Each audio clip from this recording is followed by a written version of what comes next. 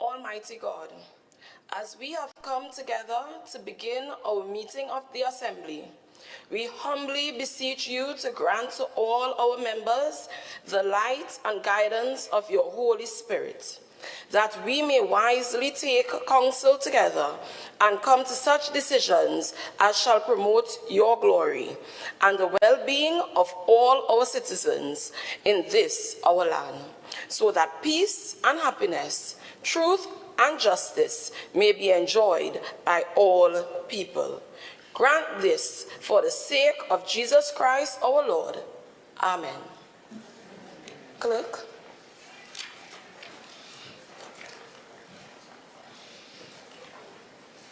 Oath of allegiance of a new member.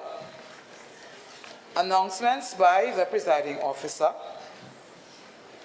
Assembly bills sent back from Cabinet. Assembly laws brought back from Parliament.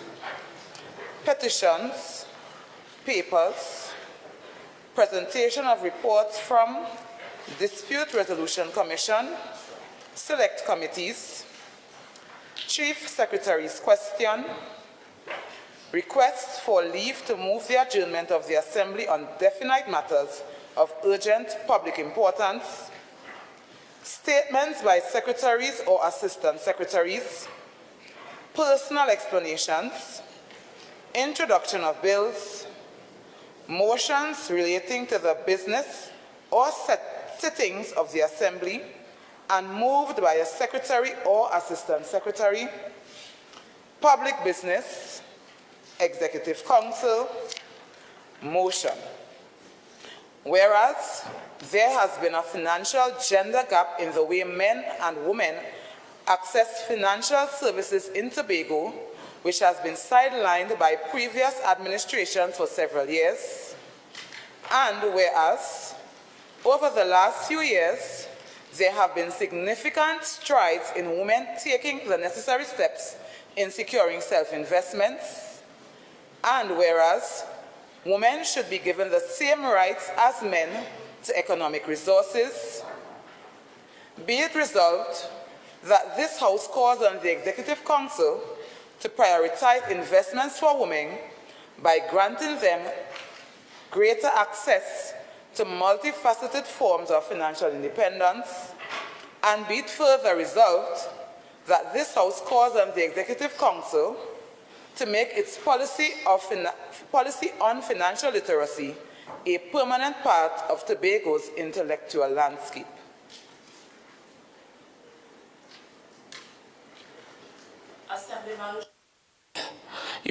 Assemblyman Jewel Green, you are now invited to move the motion.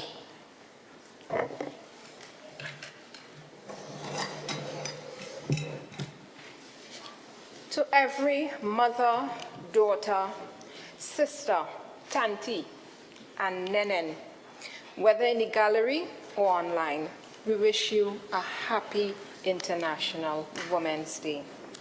Madam Presiding Officer, esteemed members of the House, I rise here today to bring this motion that stands in my name.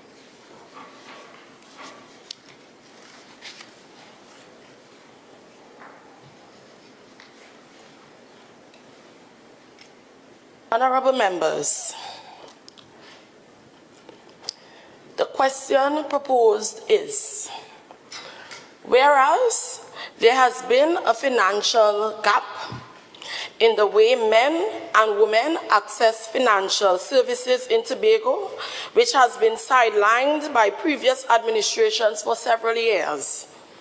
And whereas over the last few years, there have been significant strides in women taking the necessary steps in securing self-investments, and whereas women should be given the same rights as men to economic resources, be it resolved that this House calls on the Executive Council to prioritize investments for women by granting them greater access to multifaceted forms of financial independence. And be it further resolved that this House calls on the Executive Council to make its policy on financial literacy a permanent part of Tobago's landscape. At this time, I invite Assemblyman Fanta Pierre to join the debate.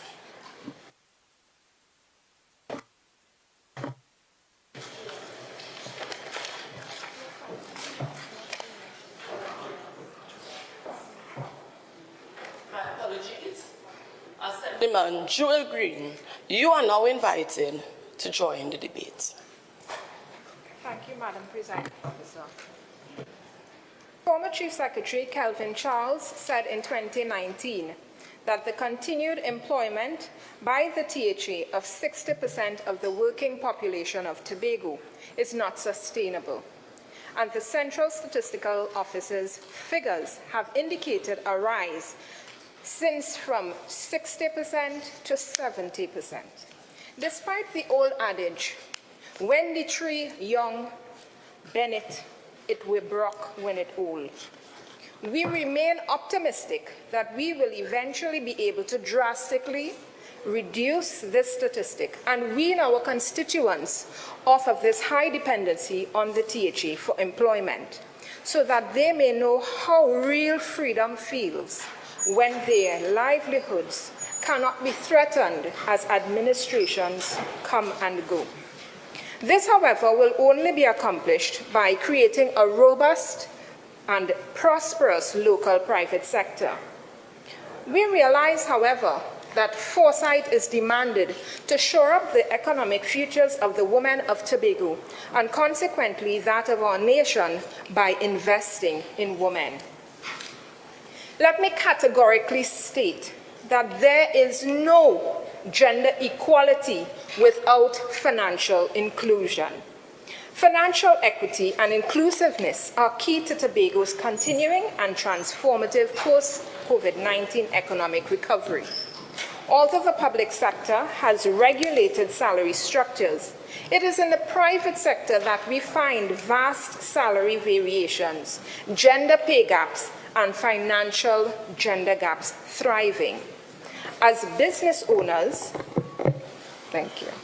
As business owners and companies set pay rates as they see fit, it is our intention to continue to promote women's ability to secure decent jobs, fulfilling careers at equal pay, accumulate assets, influence institutions and national policies towards this continued development, and to become landowners as they transition to the private sector.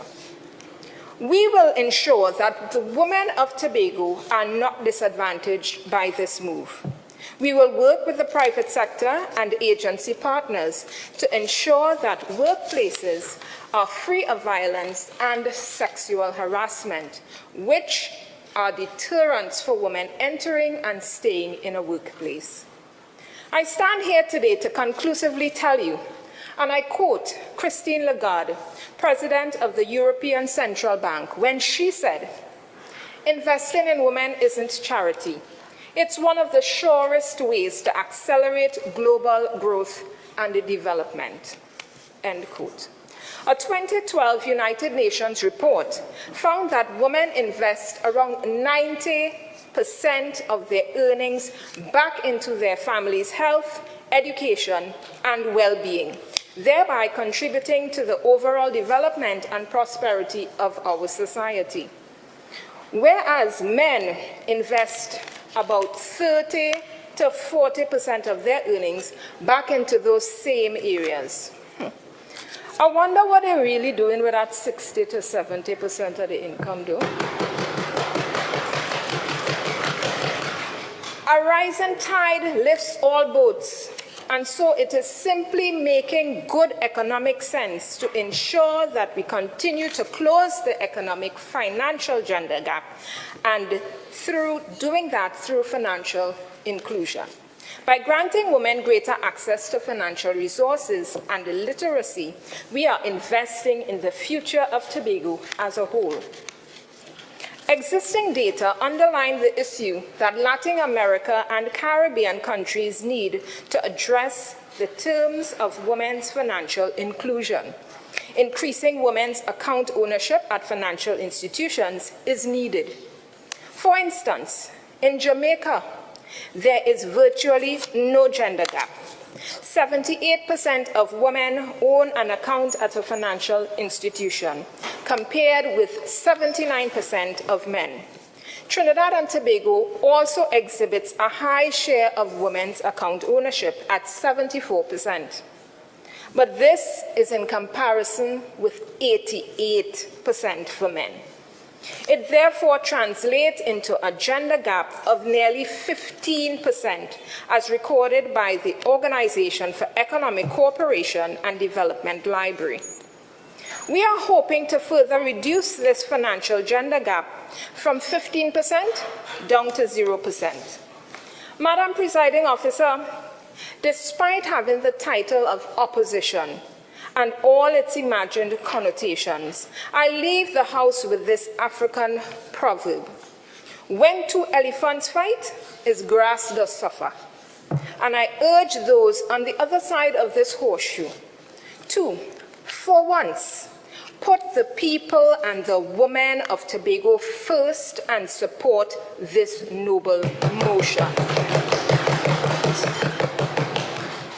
Making financial literacy a permanent part of Tobago's intellectual landscape is essential to ensuring the long-term success of these efforts.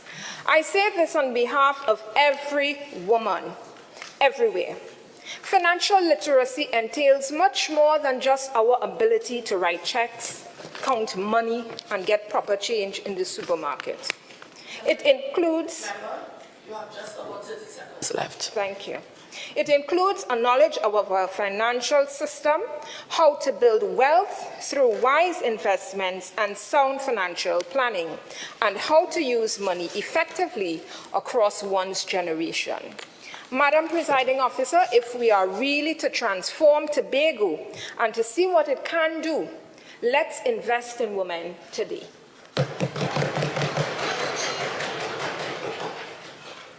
I now invite Assemblyman Fantapierre to join in the debate.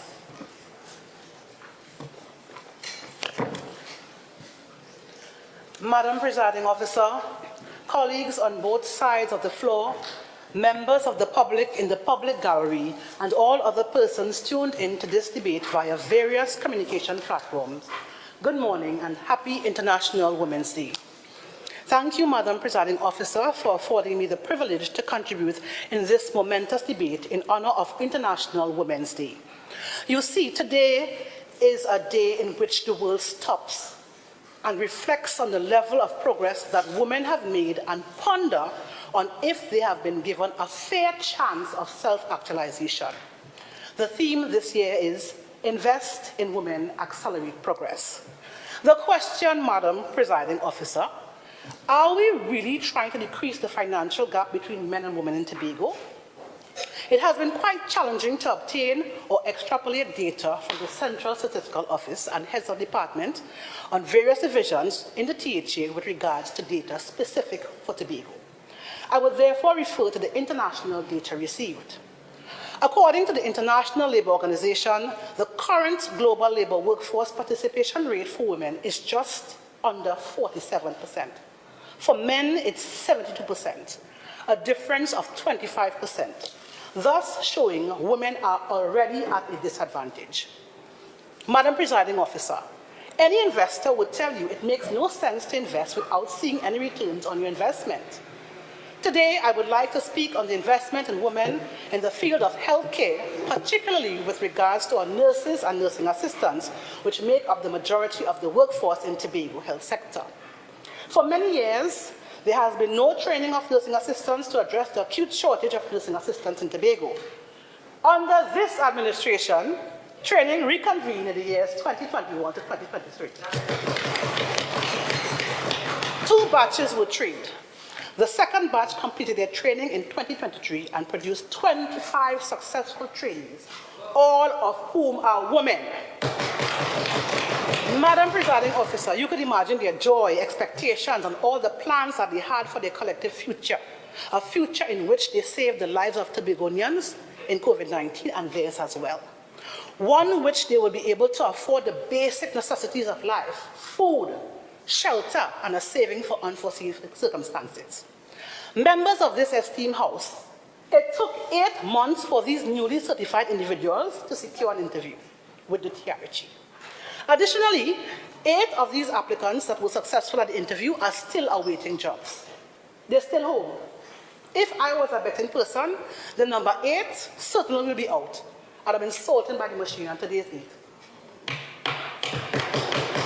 Madam Presiding Officer, for those who have been successfully employed, they are hired via contract. Some officers have been working on contract for more than 15 years. This anomaly creates a huge problem in the lives of these women. Madam Presiding Officer, the President of the Industrial Court, Deborah Thomas Felix, indicated that a person on contract in the public sector is not considered a public servant, and hence is at an obvious disadvantage because he or she is not considered to be a worker within the Industrial Relations Act of Trinidad and Tobago. She also informed that individuals on short-term contract could not open bank accounts. Imagine that. And apply for mortgages due to the very short duration of the employment contracts. How can these women be afforded access to multifaceted forms of financial independence when they are unable to take their contracts to the financial institution to secure loans and mortgages? How? Additionally, contracted officers have no access to pensions. To secure them... Member, you have just about 1 minute left. Thank you.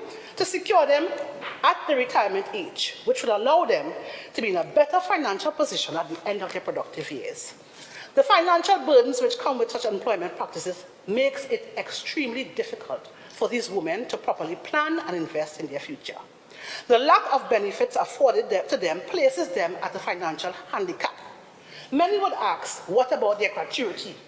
How can these women effectively capitalize on the receipt of this lump sum after it is paid years after the contract ended? After inflation and cost of living decreases the value of monies they already have earned. The gratuity promised at the end of the contract period takes years to be paid, but yet interest is not added on the lump sum which she have gotten if it was to be placed in a retirement fund right away. Restricted access to financial possibilities faced by these women has proven to handicap them. They have not been able to self-actualize, limiting women or reducing their access to achieve financial independence. Madam Presiding Member, Officer, your time would have elapsed. Madam Presiding Officer, I beg that 2 minutes of additional time be given to this member to finish her presentation. The question, honorable members, is that the member be given 2 minutes of additional speaking time.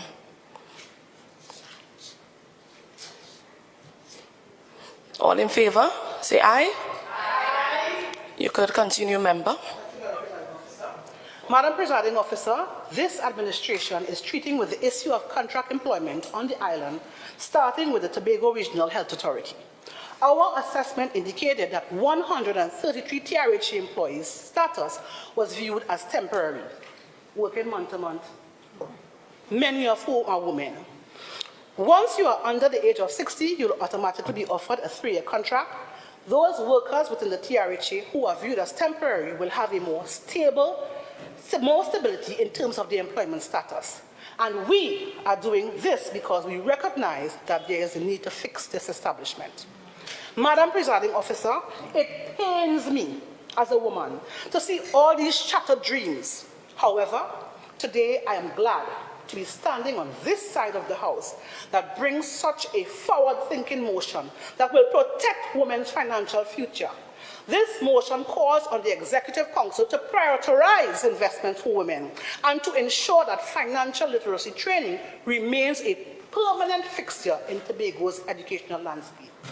This will ensure that women are given the building blocks for their future. Madam Presiding Officer, I thank you.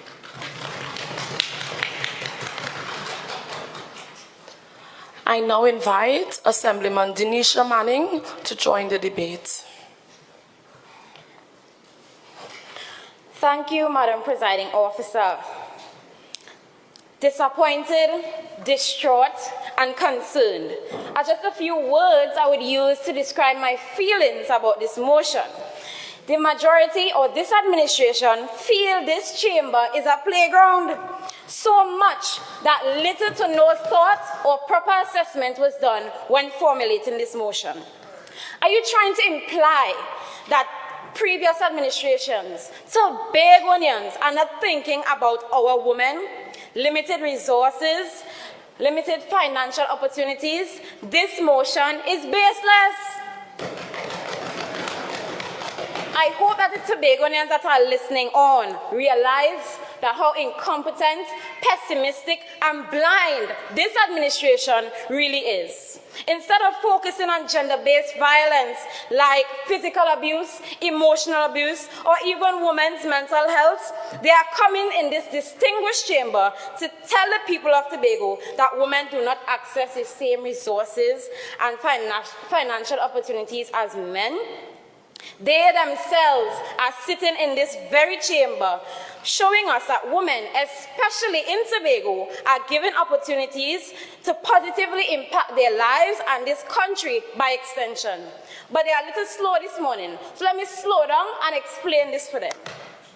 The Forbes magazine refers to the financial equality as the equal distribution of resources and opportunities regardless of gender or any factor, allowing everyone to have equal chance to achieve their goals. There are many financial programs and seminars offered from previous administrations. We have multiple financial opportunities for women to rise and conquer.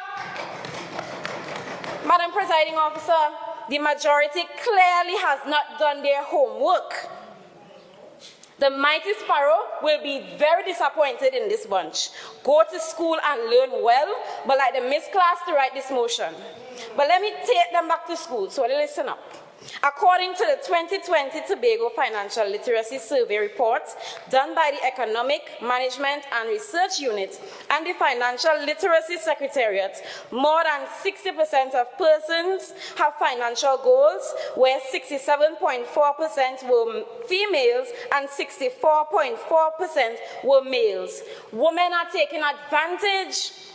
According to the Business Development Unit, for over the past 5 years, There have been a total of 1,049 applicants, where 53.9% were women and 46.1% were men. Women are taking advantage. There are also numerous programs hosted by NGOs and businesses that pay specific attention to Tobagonians and their financial needs. The Phoenix Society hosted a financial program in 2022 with a panel that only included women, and they spoke about insurance, budgeting, and saving. Evolve Me, that was founded by Ms. Alana Allen, teaches financial management and how to start a business to adults and teenagers. Infinity Accounting TT teaches Tobagonians financial literacy, bookkeeping, credit, and budgeting and saving. Notice, Madam Presiding Officer, that all of these examples include women in financial businesses who are clearly succeeding in their field and share their knowledge wholeheartedly. All of these programs... Sorry? Obviously. You have just about 1 minute left. Thank you. All of these programs and initiatives focus on both men and women. So why is this administration trying to imply that we didn't care? All of these resources are available to everyone. Yet, women in particular are still rising and conquering. And I'm sure my colleagues will explain further. Madam Presiding Officer, with all that being said, I am just saying that the proof is in the pudding. Let us come together and focus on what women in Tobago are really crying out for. Being safe when walking the streets and being able to express themselves freely when a situation comes up. And as our very own Prime Minister quoted in the recent years, come on, Olia, don't jack the thing. Thank you.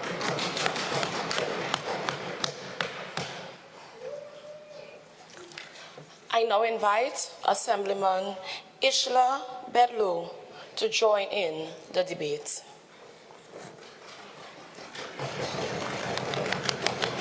Thank you, Madam Presiding Officer, for this opportunity. A happy International Women's Day to each and everyone, including our listening audience.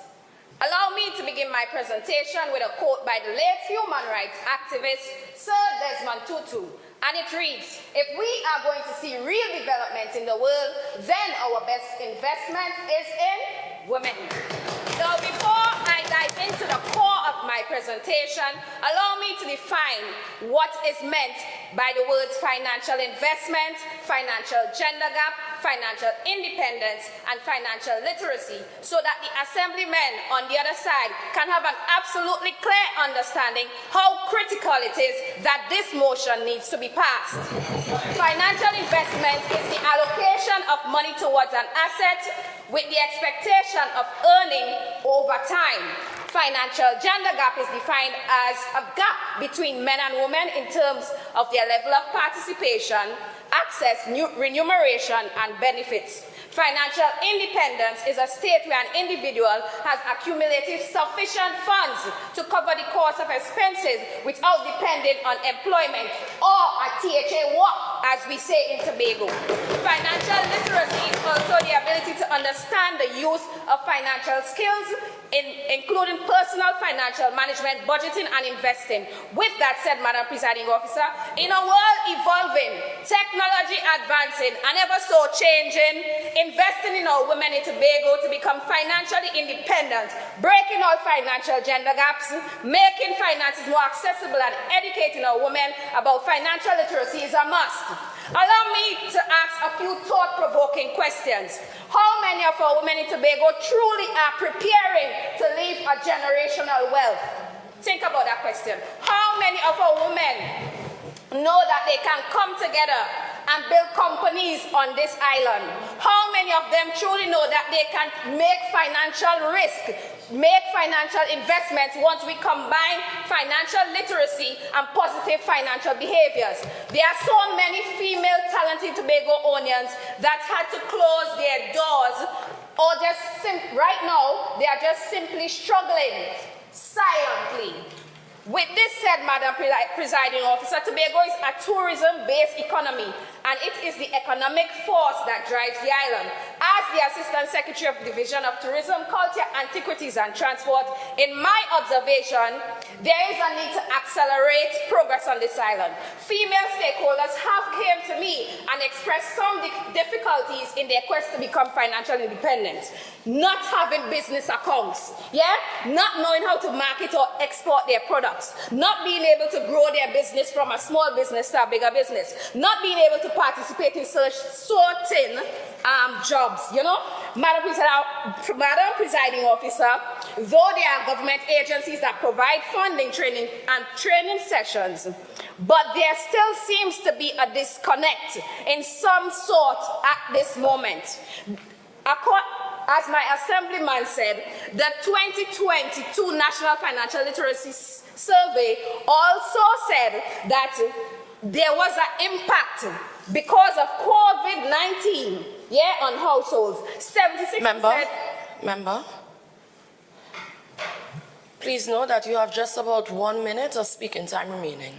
Thank you. 76% had difficulty covering expenses, 27% had too much debt, and 51% just had to borrow. COVID-19 had a negative impact in Tobago, including loss of jobs, the closure of many businesses, including single mothers who are now trying to grapple with the high cost of living.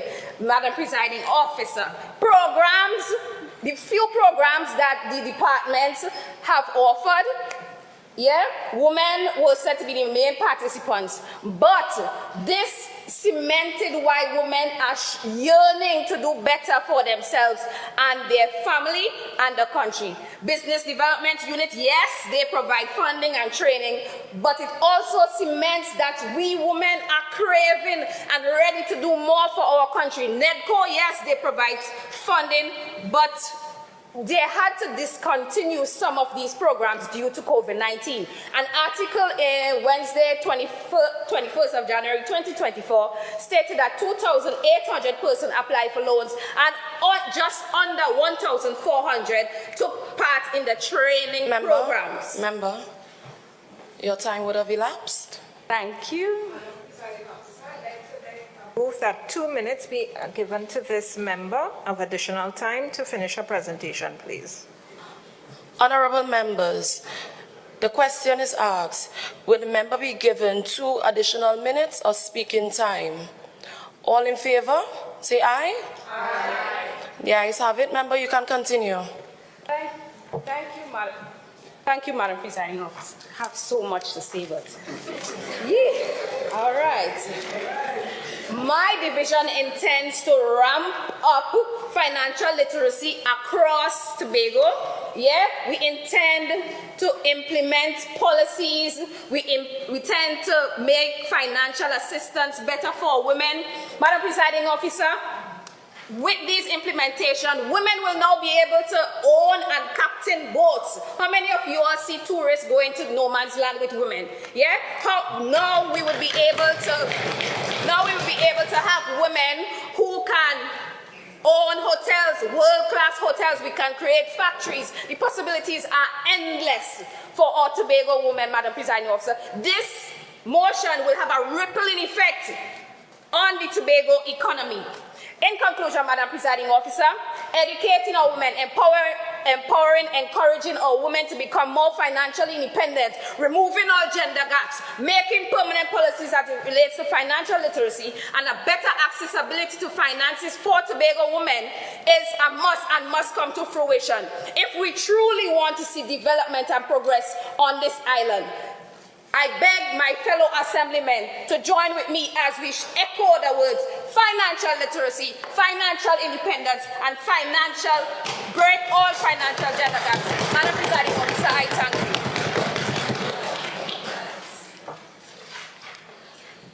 I now invite Assemblyman Kanika Murray to join in the debate.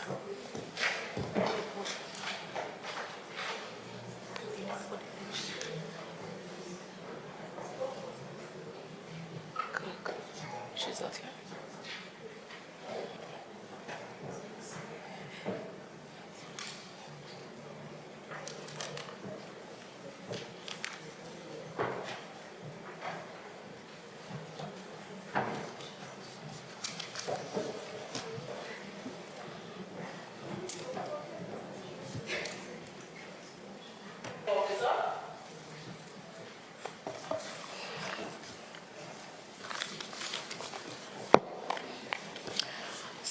sat here this morning and I listened to my fellow colleagues on the other side elaborate on this motion, and I am so disappointed.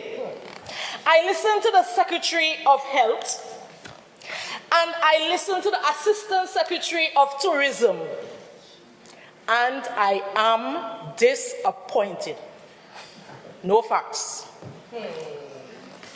It's strange for you all to move such a motion as women living in this Tobago Island and seeing the progress of young and old entrepreneurs on this said island.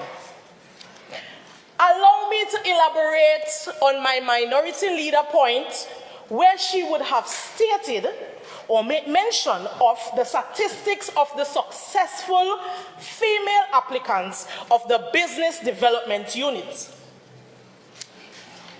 Who do we think are these female successful applicants? Ghosts?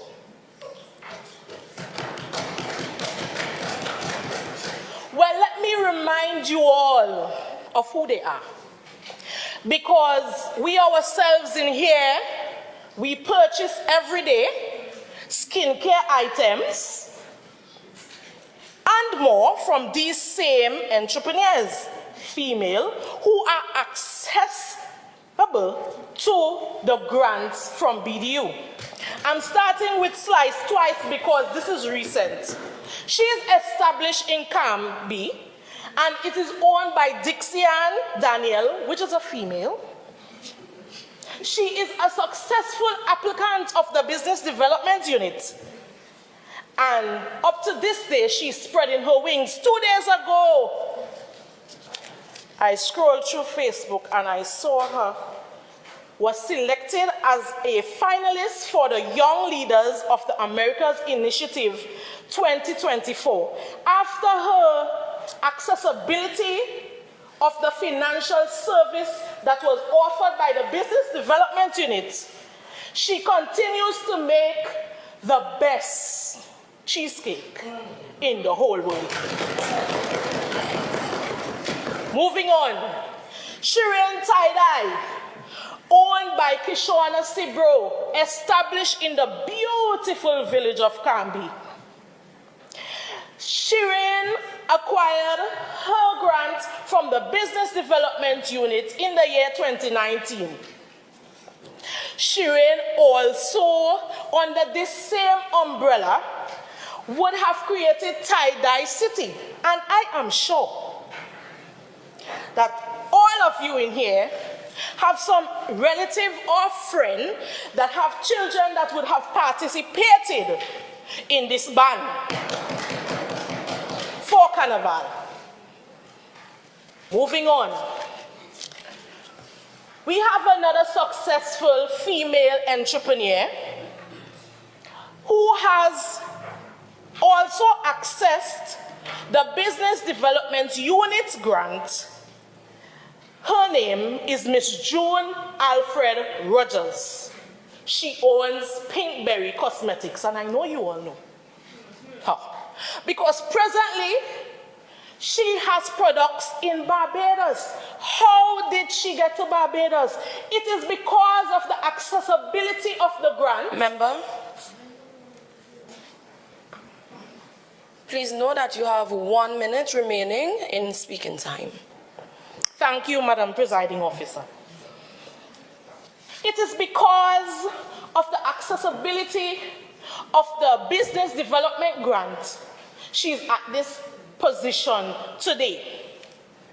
Oh yes, and allow me to talk about myself. The proud owner of Kanika and Sons Pure Coconut Oil, and yes, I would have accessed the financial help from the Business Development Unit. I moved from my signature product of coconut oil to body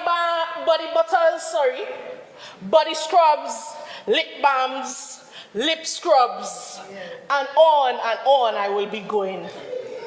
So I urge you, my fellow colleagues on the other side, with no fuss, we the women of Tobago have access to financial services.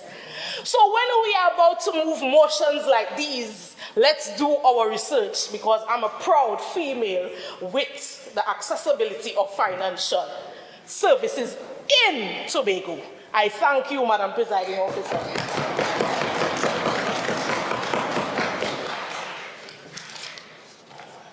I now invite Councillor Shaquan Allen to join in the debate.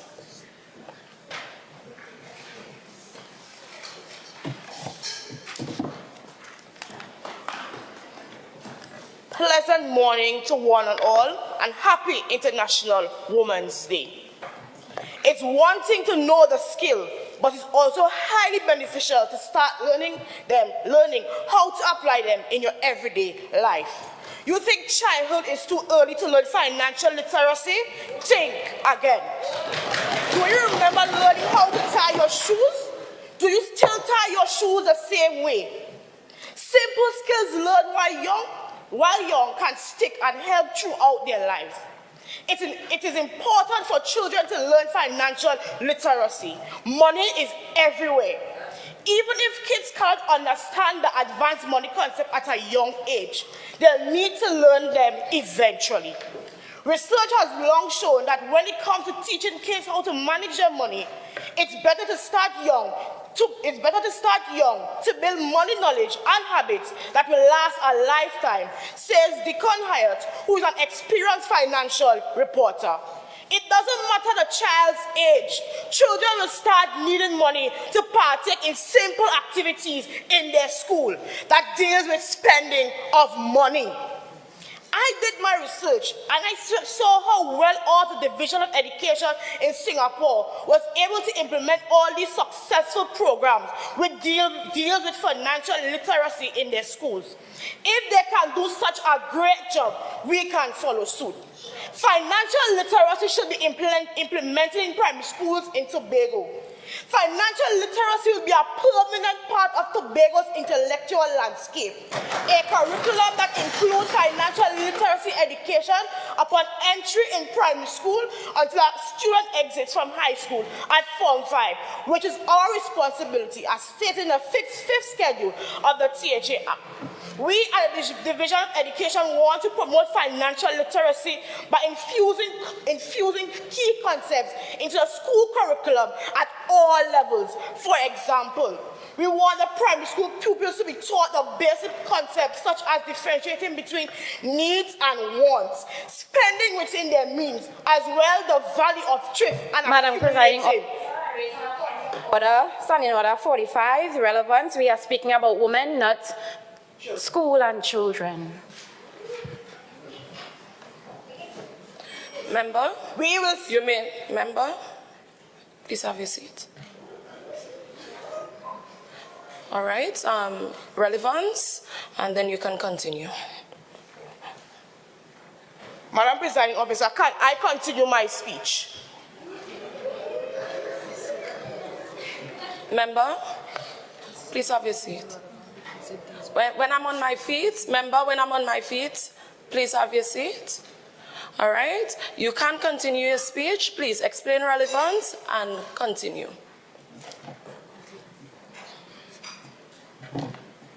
Madam Presiding Officer, as the Secretary of Division of Education, it is important that we will do a financial literacy in the schools. We will summon a joint select committee to do needs assessment and public consultation. Consultation with education and a joint select committee will submit a report that will inform the changes necessary in the curriculum, then run a pilot program in the curriculum with schools in each constituency, East and West. Madam Presiding Officer, we believe that children can form money habits as a young age, as 5. It is time we start putting things in place at the primary school level. Early investment is still a culture of financial responsibility. Students who start investing young are more likely to continue saving and investing throughout their lives. We want parents to also be aboard with us as we start doing this initiative. We want parents to also start teaching the young girls our financial literacy in their everyday life by starting our weekly budget and discussing with their girl children how to apportion money daily. Madam Presiding Officer, the committee also come together to implement strategies that will gear toward creating a tuck shop in schools where the young girls will be there and they will help to manage the money that is coming in and going out. It will help them to know how to manage their money, and nobody can take them for food where money is contained. Madam Presiding Officer, Independent Senator Helen Francis has called for financial literacy to be introduced in school as a method of breaking generational curses of poverty. We want that when our children who are the future of the world leave high school, they can afford to live a comfortable life where their finances are concerned. We want to make business subjects compulsory for first form straight to fifth form. Please note that you have 1 minute of additional time remaining. Continue. My team and I at the Division of Education are in the early stage of developing modules to teach financial literacy in high schools. We will be having female entrepreneurs coming to the school to speak to young ladies about the importance of having their own businesses and how beneficial it is to society and the importances. We will be having female entrepreneurs work alongside young ladies in the various high schools in Tobago to set the pace and tone of being financially stable as young women and knowing how to make sensible financial decisions.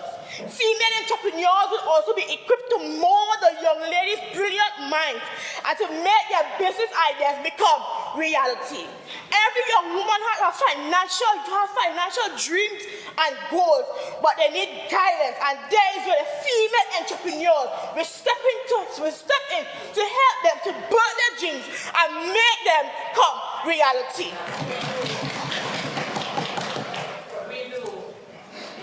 We want to continue having sessions with representatives. Member, your time would have elapsed. Madam Presiding Officer, I beg to move that some additional speaking time be given to the member to finish her presentation. Honorable members, the question is that the member be given 2 minutes of additional speaking time. All in favor, say aye. Aye. Any against? The ayes have it. Member, you can continue. We want to continue having sessions where representatives from the different banks, cooperatives, and credit unions come into the schools to speak with the young ladies about the importance of saving, investing, and managing money, learning how to open a brokerage account, understanding the stock market, and perhaps advocating for a branch of the stock market in the schools. Yes. It is important that they know the benefits of investing and why it is so paramount in taking investment seriously as a woman. We want to also create accounts for students where they'll be able to get bank accounts and ATM cards. We are living in a cashless society, and we think we should inquire about having cafeterias, stock shop, and school offices install links machines in the school for students to do their purchases. We believe that we have reached an era where everyone is using their card to swipe and tap, which makes things much easier. Our students should be a part of this community. We are in the process of chatting with the banks and credit unions and cooperatives to find a way to make it a safe environment for our students and young ladies. My colleagues and I are in the process of putting together different strategies that will be ongoing in the different high schools that will be geared towards financial literacy among students. Perhaps school projects about investing in stock market, school field trips that will be based on financial literacy competition, and that will be beneficial to them and to grow them as individuals, giving them that space to think outside the box about business ideas and how to make money. We want to be able to give them the opportunity to learn from others as well. Business, women in business. We want our students to know about long-term wealth building. Investing isn't a quick, rich, quick scheme. It's a long-term strategy for building wealth. Starting early sets the stage for a lifetime. LIFETIME, lifetime. A financial security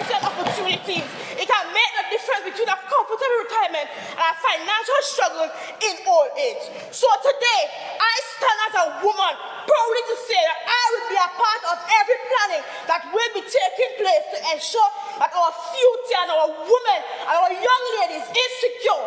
I will take responsibility as a woman that our students, by extension, the young ladies in the schools have financial freedom.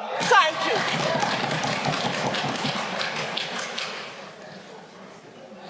I now invite Councillor Telisha Tony to join in the debates.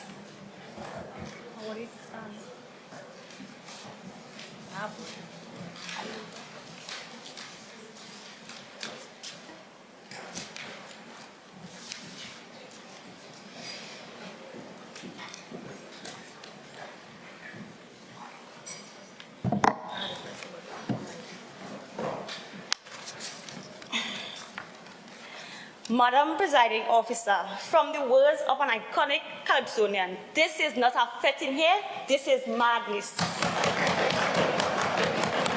Where in this country can we actively see that women are being deprived? Where? Madam Presiding Officer, I have one question for the ruling party. What economic resources are women not afforded the same rights as their male counterparts? In our country, women have equal rights to own properties, access financial services, start businesses, and engage in economic activities on par with men. It is evident that women in our beloved island are homeowners and entrepreneurs. I am sure there are few amongst us, myself, even on the majority. Sitting amongst us today are successful business owners, and I am sure there are women in this chamber today that have their own homes. My colleagues looked at on this in their contributions prior. Madam Presiding Officer, women are increasingly taking the helm in leadership positions across various sectors, including within our own THA. Currently, we have a female presiding officer. We have a female deputy chief secretary. We even have female administrators, more compared to men. Madam Presiding Officer, women hold significant leadership roles as we currently have a female president and even a female commissioner of police. Come on, man majority. Come on. In the banking sector where I used to work, we see a growing number of female bank managers in Tobago. We're going further. Our Tobago East and West representatives currently are females. Females. How could I even forget the president of Trinidad, Mrs. Beverly Ramsey Moore? Talk about woman power. Madam Presiding Officer, I'm trying to figure out where exactly is the lack. In which part of this island a woman cannot open a business bank account? Moreover, which part of this island a woman cannot go and access a lending facility? I sat here and I heard Assemblyman Ishla say that women are not familiar with opening companies, when literally almost every month my business would open a business for a female. Don't even talk about business bank accounts. Right now, I even have a special way to get business bank account documents for only $600. Come on, man. Also, at Tony's Financials, I think I heard one of the members over there say something. At Tony's Financials, we help business owners make their dream become a reality. When I say make a dream become a reality, we take you from registration, we organize a business bank account, you get your bookkeeping done. For a lifetime. For a lifetime.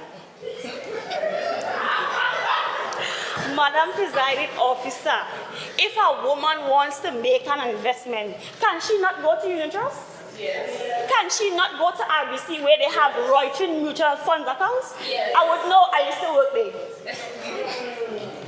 Madam Presiding Officer, according to findings from Fidelity Research, women are making notable progress across various financial domains. The study indicates that 60% of women are actively engaged in the stock market.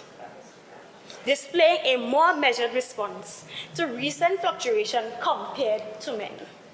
Moreover, the percentage of women saving for retirement has seen a gradual but consistent increase with a 68% Member, actively. you can have your seat.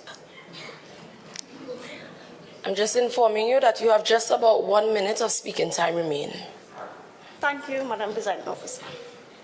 Moreover, the percentage of women saving for retirement has seen a gradual but consistent increase, with 68% actively saving for retirement in 2023, up from 66% in 2019.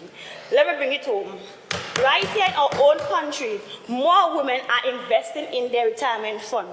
Also, you see Gen Z females securing the bag by investing, Madam Presiding Officer. Let's go a bit further. Educational opportunities. Access to education is fundamental for economic empowerment. In our own country, women have equal access to education from preschool to tertiary level. Women can even partake in vocational skills. I know a few women who have partaken in the Division of Community Development vocational training skills in male-dominated fields, particularly plumbing. Women are predominantly degree holders, and they take advantage of the grants provided by the government of Trinidad and Tobago. I myself will have benefited as well. When we talk about education, Madam Presiding Officer. When I'm on my feet, please have your seat. Member, your time would have elapsed. Madam Presiding Officer, I beg to move that 2 minutes of additional speaking time be given to the member to finish her presentation.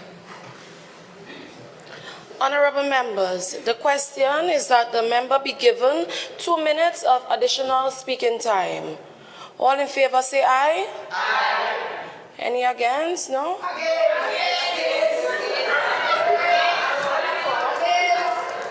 Members, I'm on my feet. The member, the ayes have it. The member will be given 2 minutes of additional speaking time. Thank you, Madam Presiding Officer.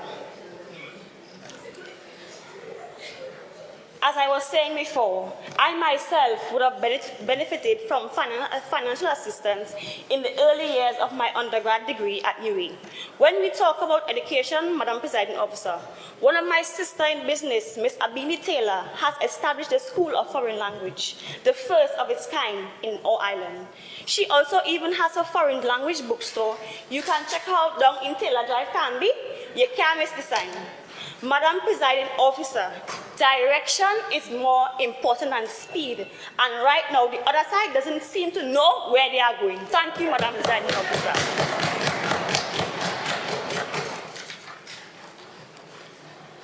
I now invite Assemblyman Chrisan Daniel Rochford to join in the debate.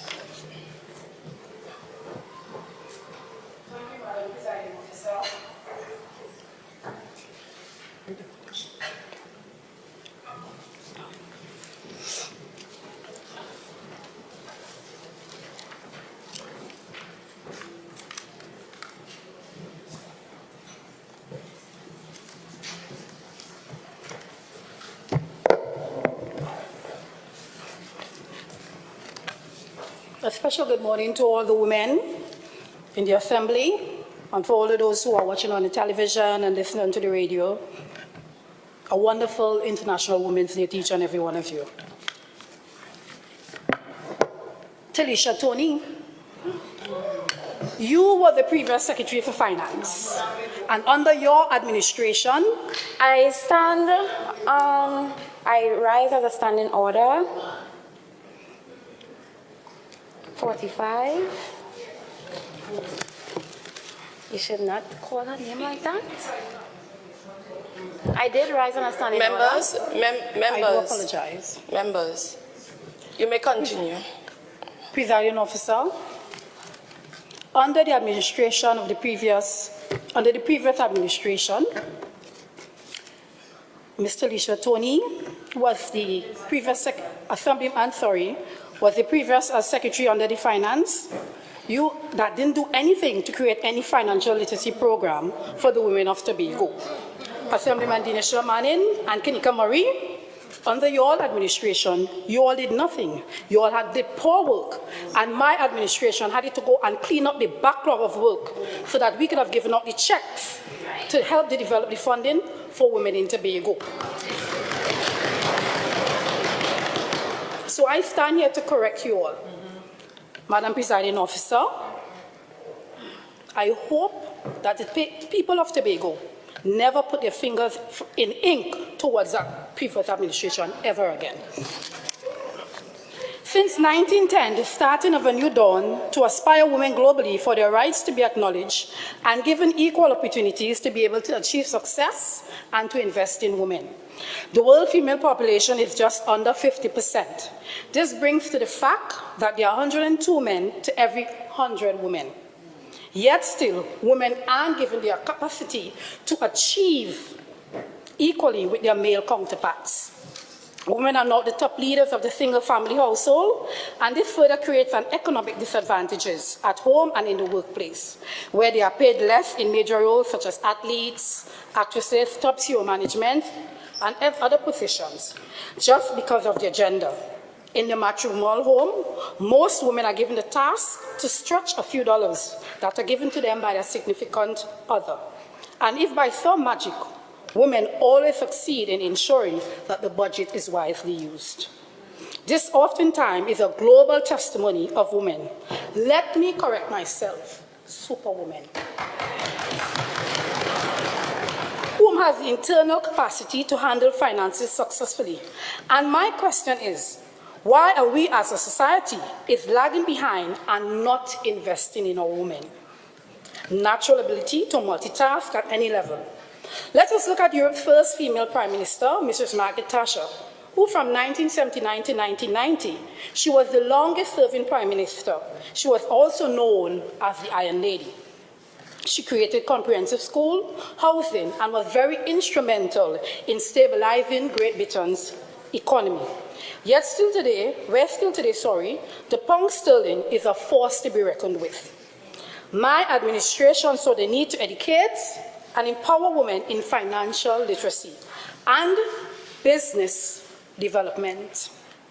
With this initiative, financial outreach community-based programs were created due to the data collected, and responses allowed us to tailor unique programs and training for the development of women. The training and development program has a 9-month training. Why 9 months? Because a woman is a unique species, and it usually takes 9 months to create another species that she will always love and take care of and do everything in her power to ensure that it grows and is successful and reflects her traits. So here are the various skill sets that can be acquired within 9 months training, starting with financial literacy, skill training, theory, research training, customer care and customer satisfactory training, product development and marketing training, and computer tools. There were also grants given of $15,000 to help start businesses in communities. On the island, Madam Chair, let us look at some of the successful businesswomen in Tobago. Miss Nelson Bookstore. She saw the need for books and school supplies and started a business in the trunk of a car, driving around Tobago and doing a much-needed service on the island, where today she can still see the fruits of her labor, which many of us have visited, not one, but 2 of her establishments for her services.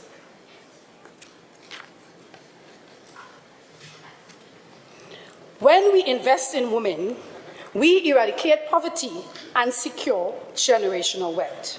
Businesses in food, plumbing, childcare services, garment production, agro-processing, agriculture craft, plumbing, floral decoration, and events management. All of these are successful business startups. Member, you have 1 minute remaining in your speaking time. You may continue. Thank you, Madam Chair.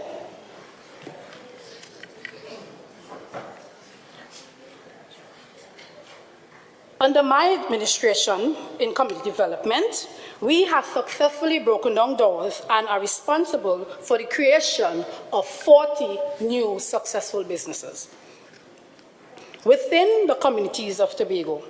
And right now, we need to see our national budget give a piece of the pie for the financial advancement of women.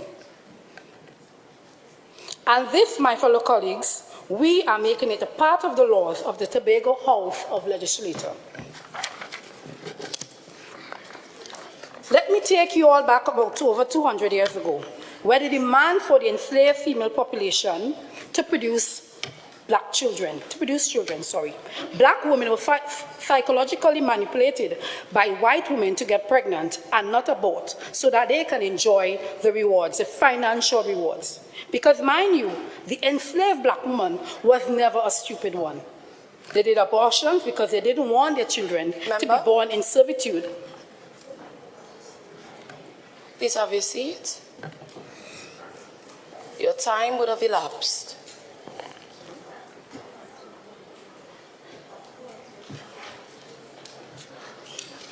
I now invite Assemblyman Dawn Gray to join in the debate.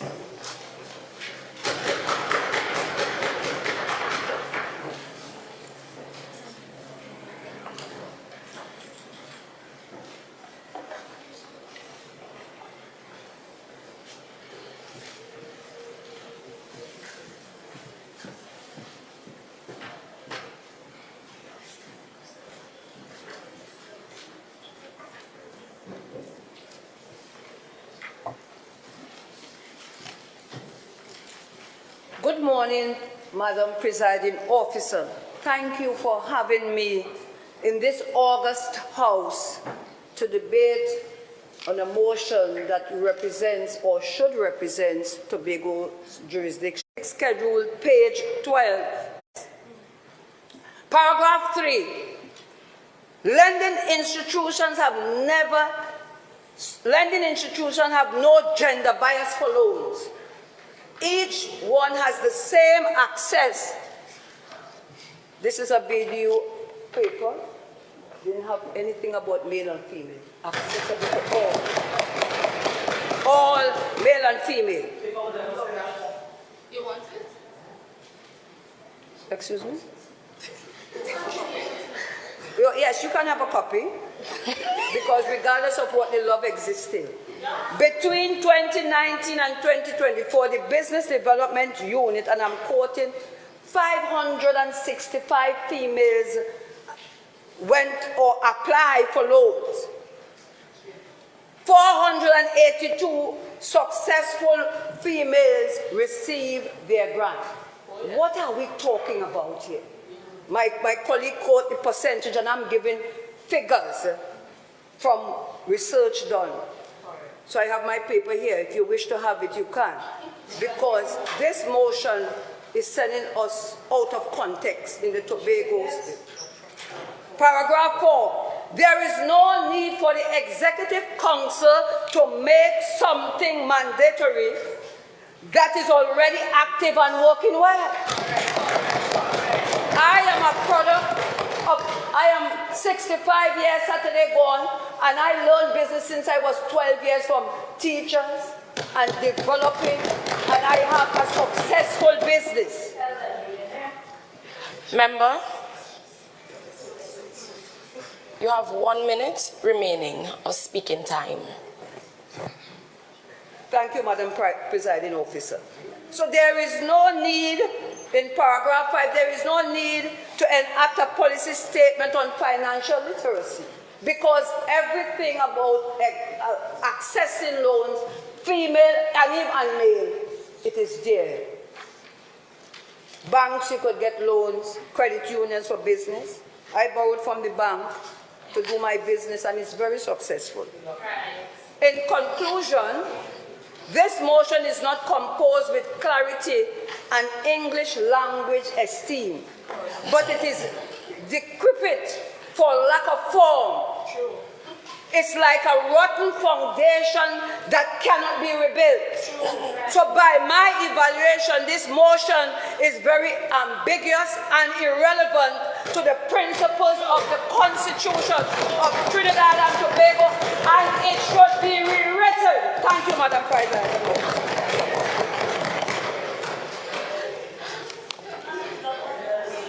I now invite Assemblyman Onika Jordan to join in the debate.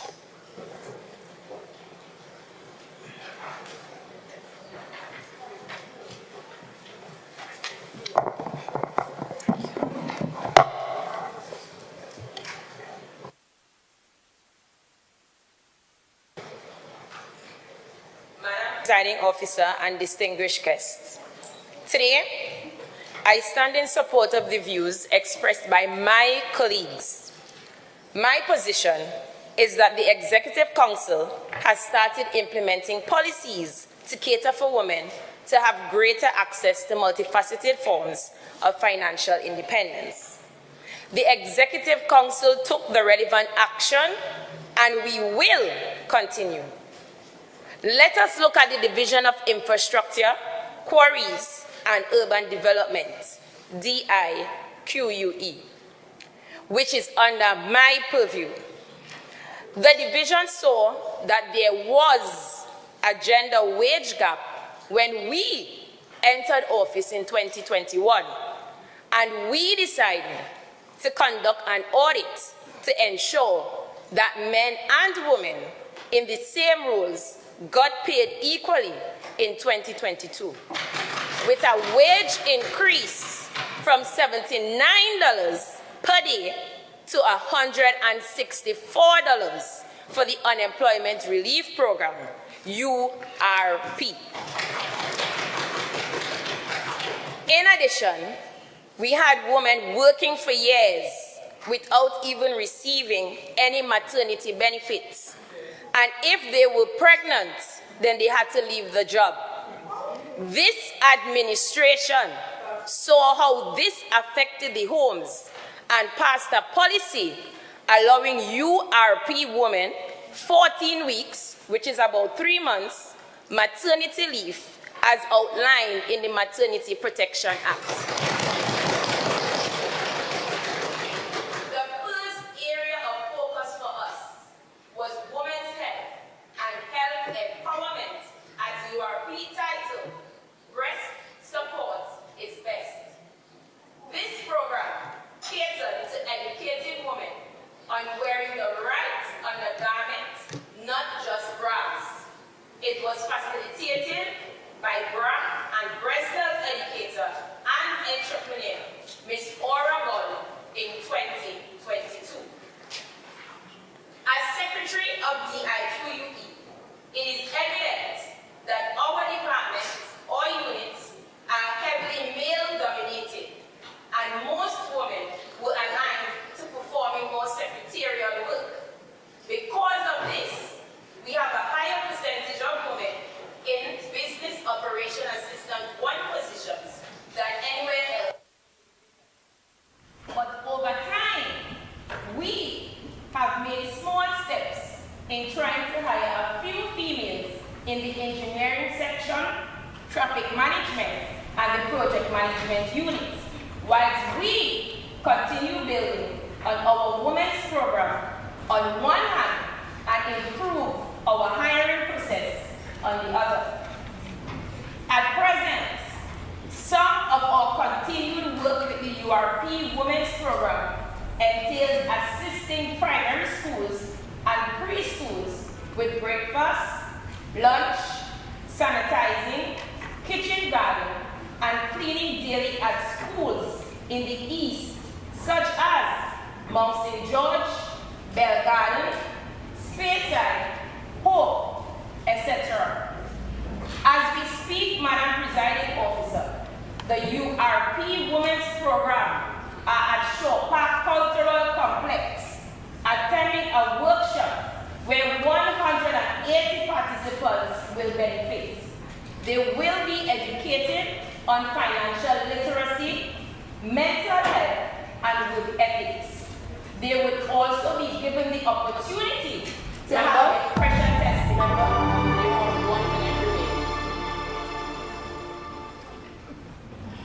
We call that aspect of the workshop, Know Your Numbers.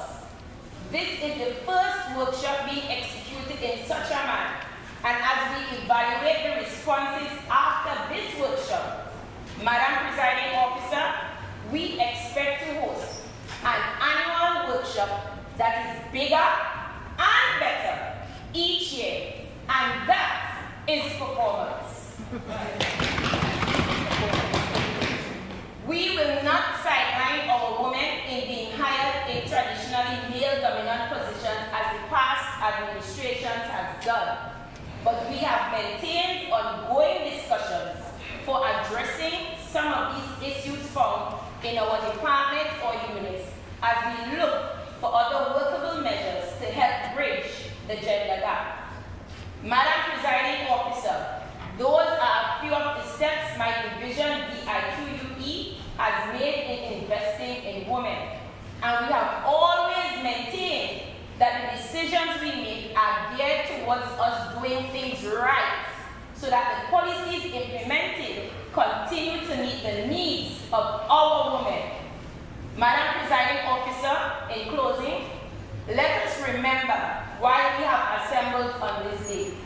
As this Executive Council has started its policy on financial literacy for women, and we are convinced that our programs and policies will make a permanent mark in Tobago's intellectual landscape, as the evidence shared today confirms that the divisions of the Tobago House of Assembly, CHA, will continue to seize opportunities in investing in women. Thank you.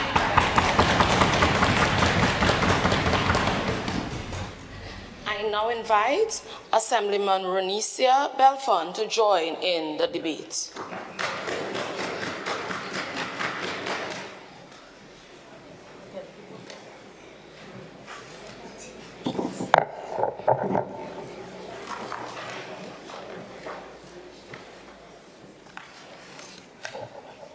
Thank you, Madam Presiding Officer, and a happy International Women's Day to all.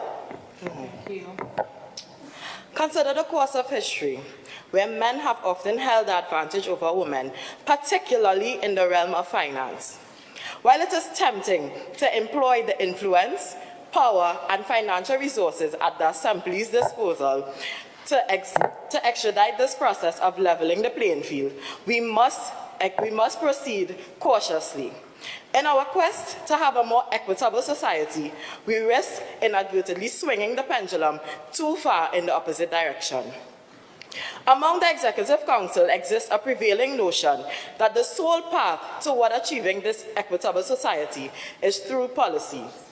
However, here today, by their own admission, we know otherwise. The Executive Council has acknowledged the significant progress made by women in recent years, even while being sidelined by this previous administration. As women, we should feel insulted by their condescending audacity. It insinuates an inherent inability on our part to replicate the factors contributing to success, as if we are inherently deficient in comparison to our male counterparts. Yet, not only have women demonstrated the capability to replicate the models of success, but we have surpassed them, excelling in various spheres traditionally dominated by men. Women are not waiting for handouts to bridge this financial gender gap. Instead, we are taking action and empowering ourselves economically. We can see this in the enrollment numbers at the University of the West Indies, student statistics for the academic years 2016-2017 to 2020-21. the undergraduate program in the Faculty of Engineering. Academic year 2016-2017, female enrollment 375, male enrollment 898. Academic year 2018-2019, female enrollment 346, male enrollment 802. Academic year 2020-2021, female enrollment 317, male enrollment 796. However, in the postgraduate program, engineering faculty, female enrollment 498, male enrollment 626. Academic year 2018-2019, female enrollment 380, male enrollment 520. Academic year 2020-2021, female enrollment 346, male enrollment 447. These numbers not only reflect the increasing presence of women in higher education, but also signifies their determination to equip themselves with the skills and knowledge to excel in various fields, bettering their finances. As evidenced by the postgraduate program enrollment, the ratio of men to women has balanced out, suggesting not only the narrowing of the gender gap, but also a higher proportion of women pursuing advanced qualifications. The Executive Council comes here to boast today about programs where only women were present, asking about financial segregations in school. No wonder men are so disenfranchised. While this administration wants to put girls at the head of the class, they want to put boys outside. We can predict with absolute certainty in the next few years these steps to protect women's financial future. But what about the physical protection we will need to enact for the idle hands that we have created? In closing, the inequalities that seem to exist are moving in the right direction as is. So again, I want my colleagues on the opposite side to exercise mindfulness in swinging the pendulum for the sake of equality. I leave you with this to ponder. How do we swing the pendulum to land perfectly in the middle? Is it policy-driven? Thank you. I now invite Assemblyman Junie Bacchus to join in the debate.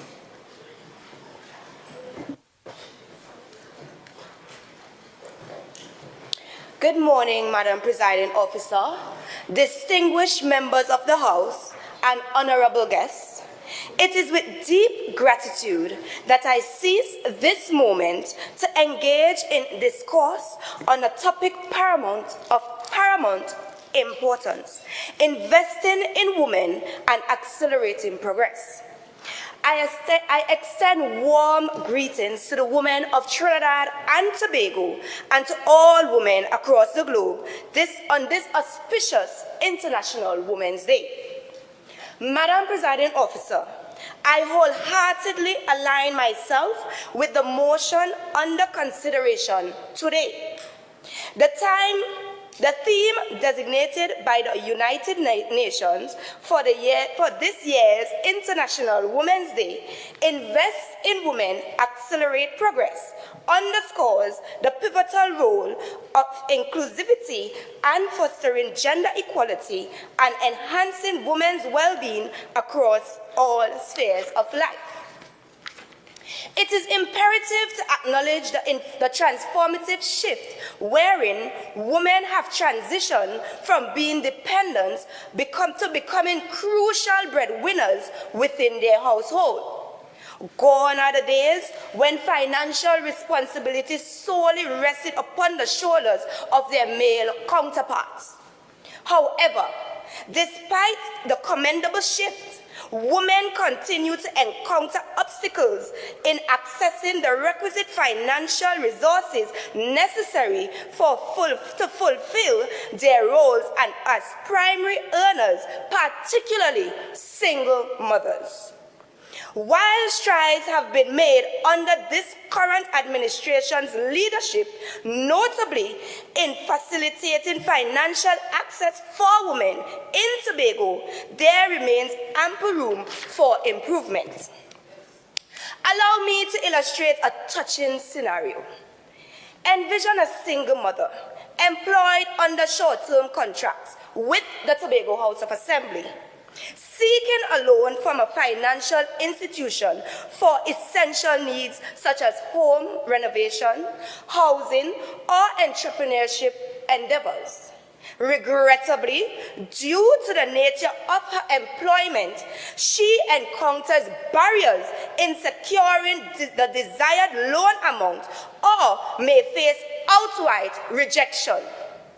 This predicament is disheartening and emblematic of the challenges faced by many single women in Tobago. Despite the availability of grants targeting housing and entrepreneurship, bureaucratic hurdles and restrictive eligibility criteria often impede access to those in need. Let's think about URP, the women who work in URP, as well as CPEP, who cannot pay Assemblyman Tony to access such service. Yeah?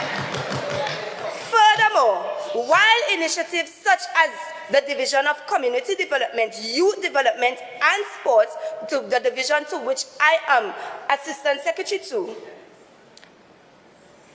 offer commendable short courses aimed at empowering individuals with essential skills such as entrepreneurial endeavors, it is imperative to supplement such training with comprehensive financial literacy programs. As the adage goes, give a man a fish and you feed him for a day. Teach a man to fish and you feed him for a lifetime. Beyond imparting vocational skills, it is imperative to equip aspiring... Member, you have 1 minute remaining in your speaking time. Thank you, Madam Presiding Officer. It is imperative to equip aspiring entrepreneurs, especially women, with the financial acumen necessary to navigate the intricacies of managing a sustainable business successfully. In light of these observations, I propose 3 concrete recommendations to demonstrate our administration's unwavering commitment to investing in women. Recommendation number 1, partnership with financial institutions. Collaborate with financial institutions, reassess lending criteria, and offer favorable terms for employees of the Assembly, particularly those employed on short-term contracts. Introduce savings and investment options tailored to needs of staff members, thereby facilitating their financial empowerment. Recommendation number 2, financial literacy training. Commit to providing year-round Member, your time is up. Madam Presiding Officer, I beg to move that 2 minutes of additional speaking time be given to the member to finish her presentation. The question, honorable members, is that the member be given 2 minutes of additional speaking time. All in favor say aye. Aye. Any against? No? The ayes have it. You may continue. Thank you, Madam Presiding Officer. Financial literacy training. Commit to providing year-round financial literacy courses accessible at community and multi-purpose centers across Tobago. Empower individuals, especially women, with the knowledge and skills necessary to make informed financial decisions and manage their resources effectively. And finally, Madam Presiding Officer, financial literacy for grant applicants.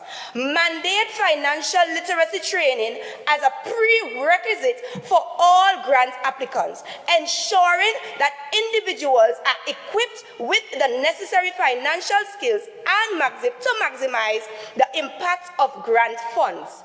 Offer such training through various divisions at no cost. Assemblyman Tony at no cost to the applicant, thereby promoting inclusivity and equal access to opportunities. Madam Presiding Officer, as I conclude, I implore my esteemed colleagues to envision the broader landscape and recognize the imperative and dismantling barriers that have hindered women's progress for far too long.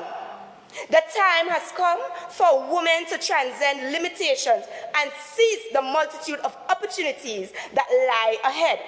With unwavering determination, concerted efforts, our administration stands poised to usher in a new era for financial empowerment and prosperity for our women of Tobago. Thank you, Madam Presiding Officer. Assemblyman Ornella Douglas, you may now join the debate.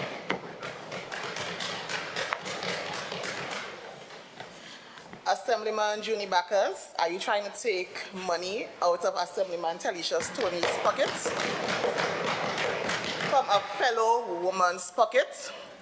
Anyways, Madam Presiding Officer, I stand in strong opposition to the insinuation that there's a financial gender gap among women and men accessing financial services in Tobago. Furthermore, I strongly dismiss the suggestion by my friends on the other side that this was perpetuated and supported by the previous administration. However, I do support the motion that significant strides has been taken and the necessary steps has been taken to secure self-investment and, there I say, financial freedom and independence. Madam Presiding Officer, I know by now my colleagues on this side has convinced you that this motion is baseless. But allow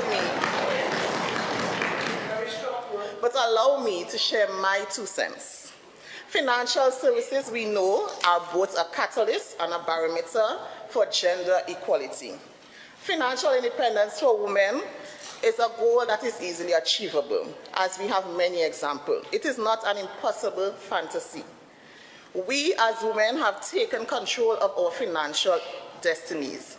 We have led lives of empowerment and independence by educating ourselves, making plans, making prudent financial decisions, and embracing financial responsibilities. So I urge my fellow women, my sisters, my friends, my colleagues on both sides to continue making this step towards financial independence. We all deserve it. Madam Presiding Officer, this step, however, must be supported by all sectors of the economy, not just the government or the Tobago House of Assembly. While we ask the Exec Council to prioritize investment in women, we must understand and recognize that other institutions in the private sector have a greater role to play, and they have been doing so. We must understand that another important institution, the family, also has a role to play in women's financial independence. Women must break free from traditional gender roles. For far too long, we have been expected to take on caregiver responsibilities and depend financially on our male counterparts, our male partners. This has limited us and prevented us from achieving our full potential. So to reduce this gender parity in labor, men must contribute to women's financial independence by sharing chores. Men must bring home that 60% that Assemblyman Jewel Green was looking for. Men must support the careers of their spouses and of their sisters. Men must participate in initiatives that promote gender equality and women's economic development. It is crucial to promote an inclusive culture. Let us focus on that rather than spear frivolous claims about unfair treatment and access to financial resources amongst the genders, against an administration that did so much to address gender parity. An administration that supported gender equality and eliminated harmful cultural practices and conventions. Financial institutions have been offering equal access, dare I say, to a full range of needs-based financial services. Women have access to credit cards, women have access to insurance, investments and saving accounts, and the accompanying financial education. Therefore, we do have a chance we do have a chance for social and economic empowerment. Madam Presiding Officer, my colleagues on this side have furnished you and this august chamber with facts and statistics about women who have benefited. Member, you have 1 minute of speaking time remaining. Thank you. So we have shared facts and stats about women who have benefited from financial resources under the previous administration. An administration who promoted a female leader. An administration who had female presiding officers, an administration with women in leadership all throughout all divisions and departments of the Tobago House of Assembly. Those are facts, not fictions. Madam Presiding Officer, yes, I know the government has a role to play, but I want to urge women to take action for our own financial independence. I want to urge the financial institutions to continue supporting us. I want to charge men to support women's financial independence. Sis, if you are a woman who wants to achieve financial independence, there are many steps you can take. Start by setting financial goals for yourself, create a plan and achieve them.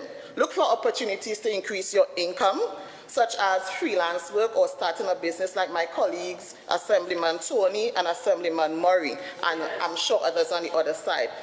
Right? And don't be afraid to invest in yourself and your career, whether that means pursuing additional education, seeking mentorship, or networking opportunities. I want to let others on the other side know that women are accumulating assets. Women are generating income and managing financial risk. Women are fully participating in this economy. We call that financial inclusion. So if you didn't know, now you know. Remember, financial independence is not just about money. It's about having power to create a life you want. So don't wait to take action today. Achieve your financial goal and build the life you deserve. Thank you, Madam Presiding Officer.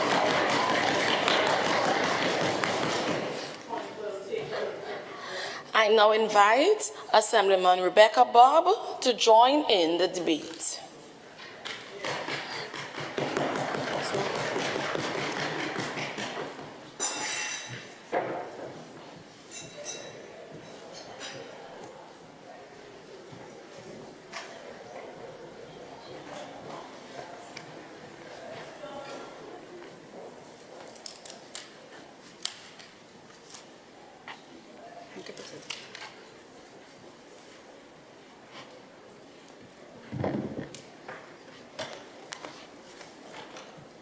Thank you, Madam Presiding Officer. Good morning to everyone present and to the online viewers. Happy International Women's Day. It's a pleasure to be here representing Mount St. George Goodwood constituency and the Division of Tourism, Culture, Antiquities and Transportation, presenting in favor of this motion. This division acknowledges that a financial gender gap exists.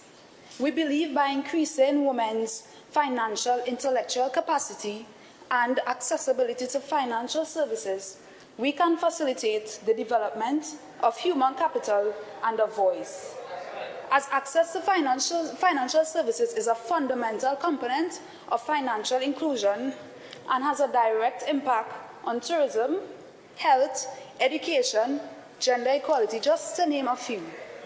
A 2010 National Tourism Report postulates that the Caribbean is the most tourism-dependent region in the world, and this sector employs a high proportion of females. Further to this, the study recognized that women's participation in tourism has the potential for empowerment, and it provides a source of generating income, taking a further steps to enable higher economic development and increasing women's physical and social well-being, because we are aiming to foster holistic development. Madam Presiding Officer, a recent United Nations Tourism Global Report found that women are still underpaid, underutilized, undereducated, and underrepresented. We need Tobago to understand that financial inclusion goes beyond just having a bank account. It involves having the necessary tools to invest and to represent themselves. This report also stated that the lack of financial inclusion of women in emerging economies causes lower levels of investments and reinforces gender social norms. But we want Tobagonians and Tobago women to be seen and heard as financially literate, they're represented, they're utilized, and they're paid fairly. I know we have heard some statistics from my colleagues and from the other side, but I would like you all to look at the statistics from the Institute of Labor and Economy's 2020 study. The statistics reveal that in the Caribbean, tourism sector employs 52.3% of skilled women, but only 2.4% of these women hold managerial positions. All the while, they have these positions, but they're still receiving below average wages. We have not even considered the unpaid family work, which further exacerbates the disadvantages that women have in accumulating work experience and job tenure. And guess what? These are the important factors that women need to reach these senior positions. This disparity is too jarring to ignore. 2.4%? Wow. Nonetheless, Madam Presiding Officer, Madam,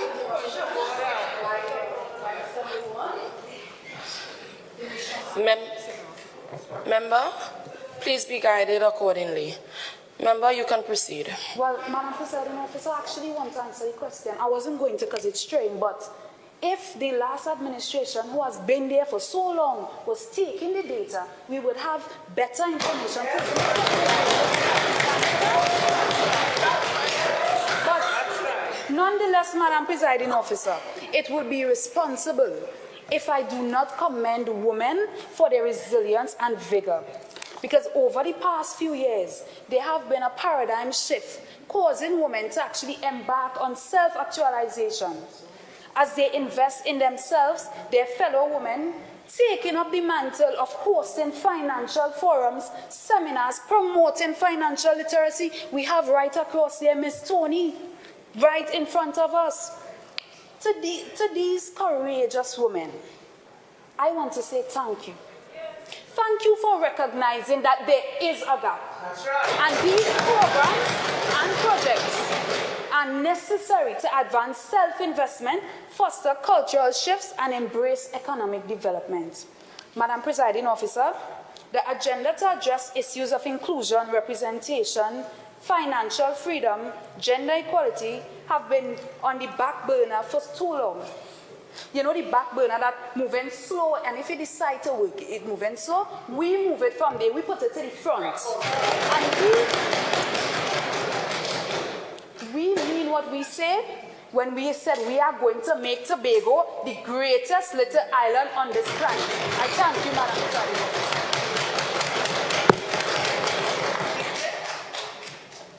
At this time, I'd like to invite Assemblyman Biana Brebner to join in the debate.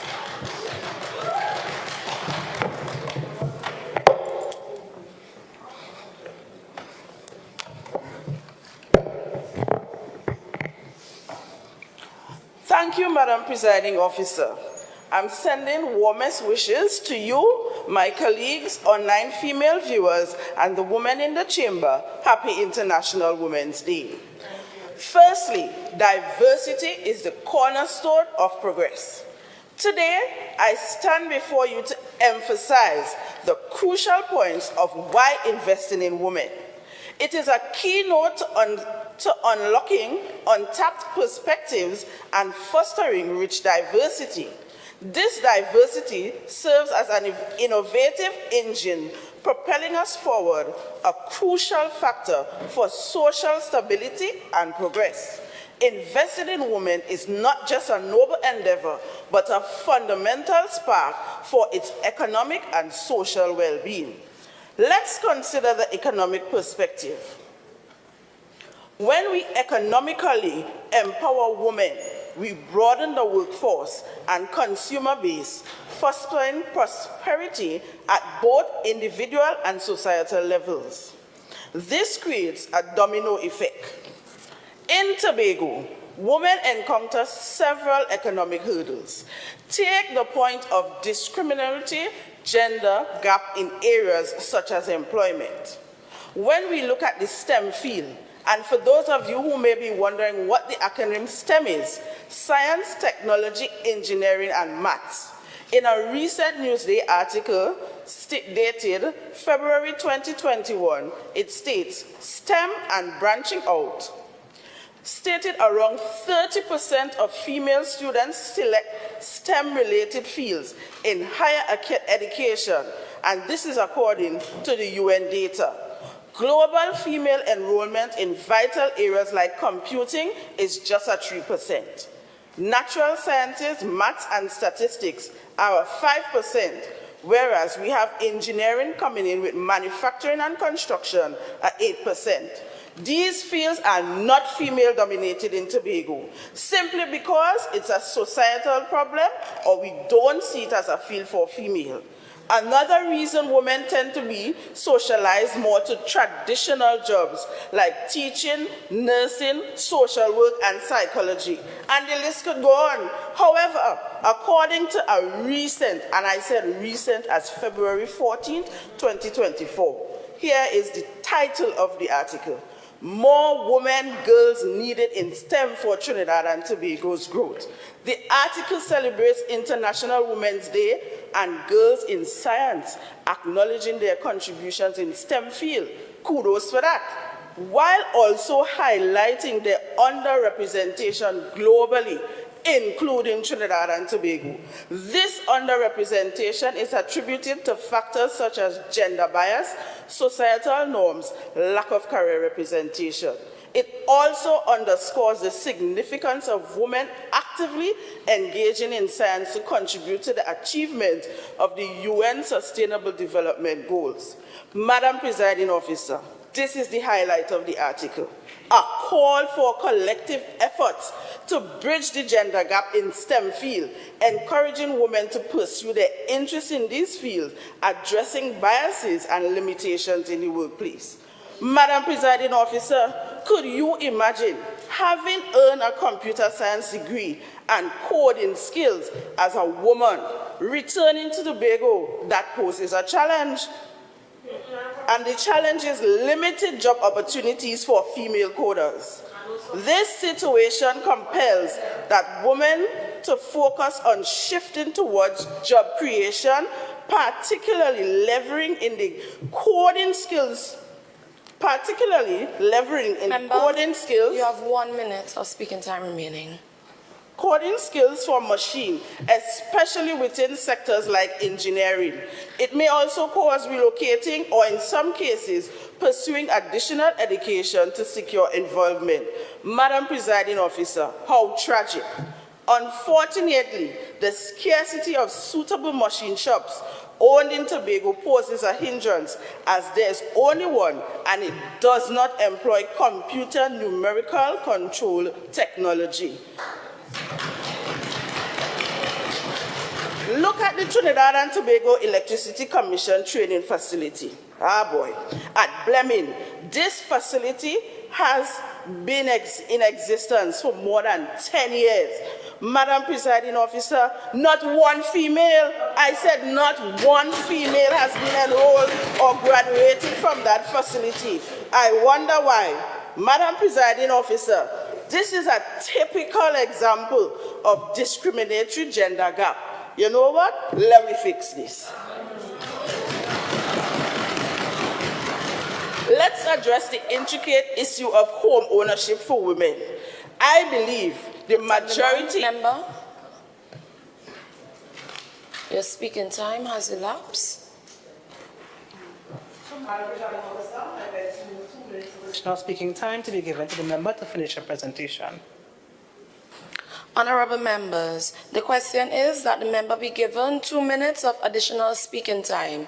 All in favor say aye. Aye. Any against? No? The ayes have it. Member, you may continue. Thank you, Madam Presiding Officer. I believe the majority in the hearing of my voice, if not all, blessed is the man that has his own. In societies, gender disparities persist in various areas, including property rights and access to homing, right here in Tobago. In Tobago, women encounter challenges in terms of inheriting or possessing a home. According to the article, Barriers to Women Land and Property Access and Ownership in Nepal, dated September 2016, indicated that a study revealed social and cultural barriers remain significant obstacles for women to acquire land ownership and property rights. Traditional norms favoring heirs and discriminatory customs limit women access to land either for construction or for farming. Practices such as dowry or customary gifts for women in certain communities are the primary means of women property ownership. Despite the presence of legal provisions, administrative challenges, lack of awareness and gender biases of gender-based biased office environments hinder women's ability to exercise their land rights. Another article, Household Led by Women, Underestimating Access to Housing Credit in Latin America and the Caribbean, dated November 2023, examines the gender gap in access to housing loans in Latin America and the Caribbean. However, in the article, Trinidad and Tobago shows that gender gap is 18.57% in accessing homes. It reveals that regardless of gender, the average household credit holder is older, more educated, wealthier, and has more financial education. Men consistently show higher scores in these dimensions, leading to a higher probability Assemblyman, your time is up.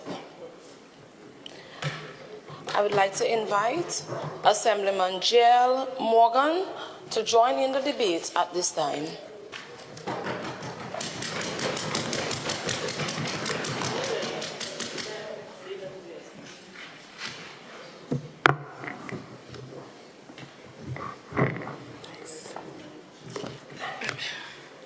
Thank you, Madam Presiding Officer. Good morning, everyone. Well, good day. Assemblyman Brebner, I'd like to inform you that nursing is a part of STEM, science. Madam Presiding Officer, I have a question for my colleagues on the other side. Do you all possess or plan on sharing any data that is specific to Tobago? Because most of the statistics that you all have shared is based on the Republic of Trinidad and Tobago, not the Tobago that is seeking autonomy. I digress.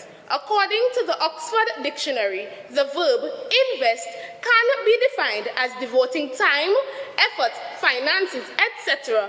to a particular purpose with the expectation that it will prove to be beneficial. Therefore, transactions, loans, savings, investments, etc., and other services provided by financial institutions in Tobago are investments.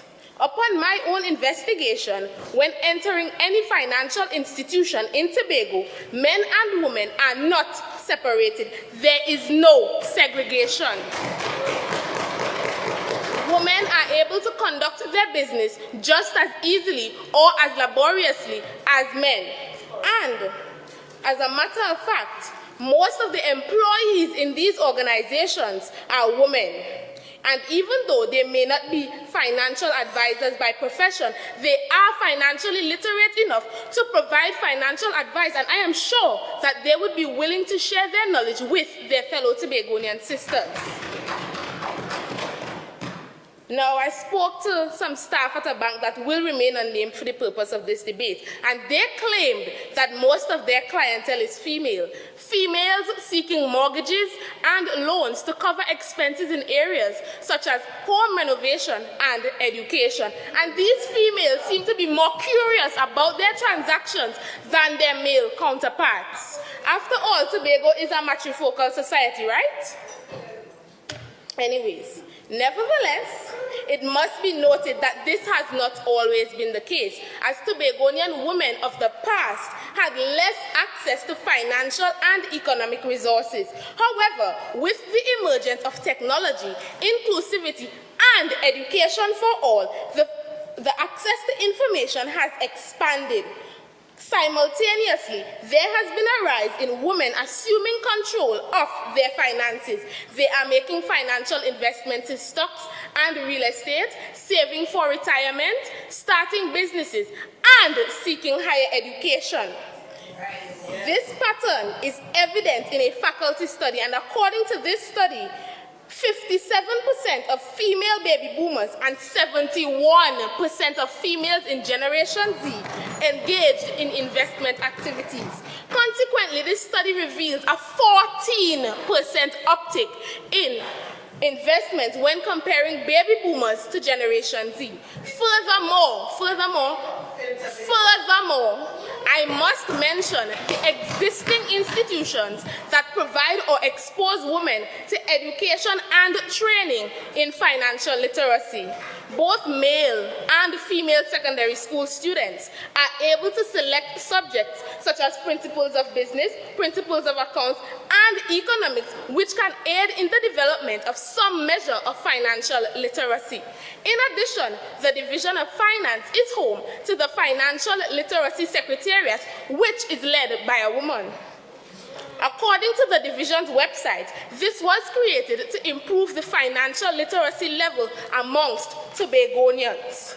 Whereas this motion seeks to prioritize women, which can lead to an imbalance in financial literacy on the island.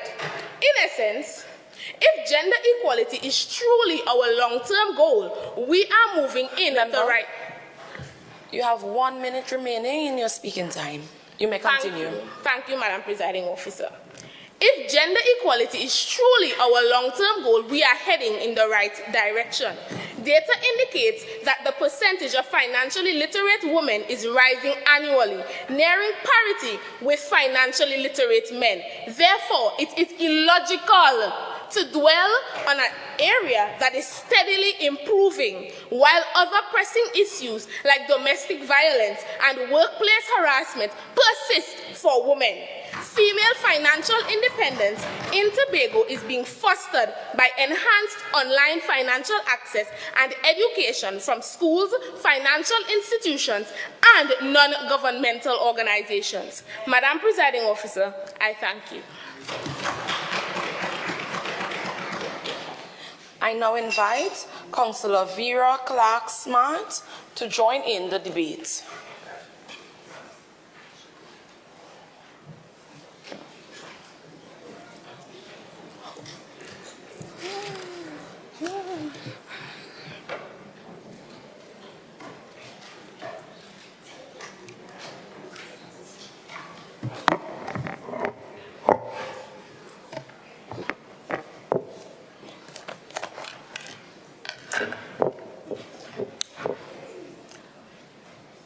A pleasant good morning, everyone. I guess when the last speaker speak, what they say, they save the best for last. All protocol observed. As the councillor in the Division of Settlement, Public Utilities and Rural Development, it is with great pride and appreciation I accept the opportunity to address this honorable House on a special day like today. Madam Presiding Officer, to gather my information for today's presentation, I decided to take my walk to the people. The information I gathered from women generally is that the gender gap is still present. It is present in our homes, in the workplace, some presiding officer, some public, but mostly the private sector and in the business world.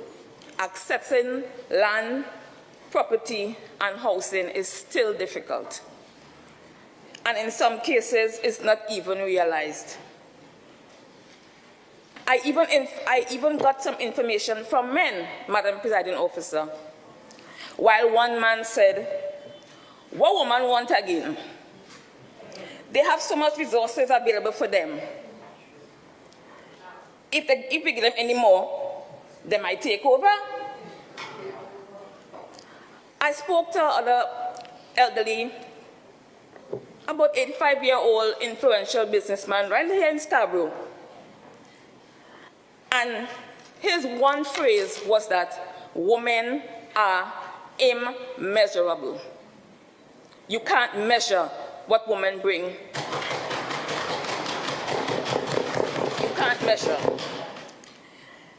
It was even because of his mother that he and his sibling were able to go on to become a successful businessman today.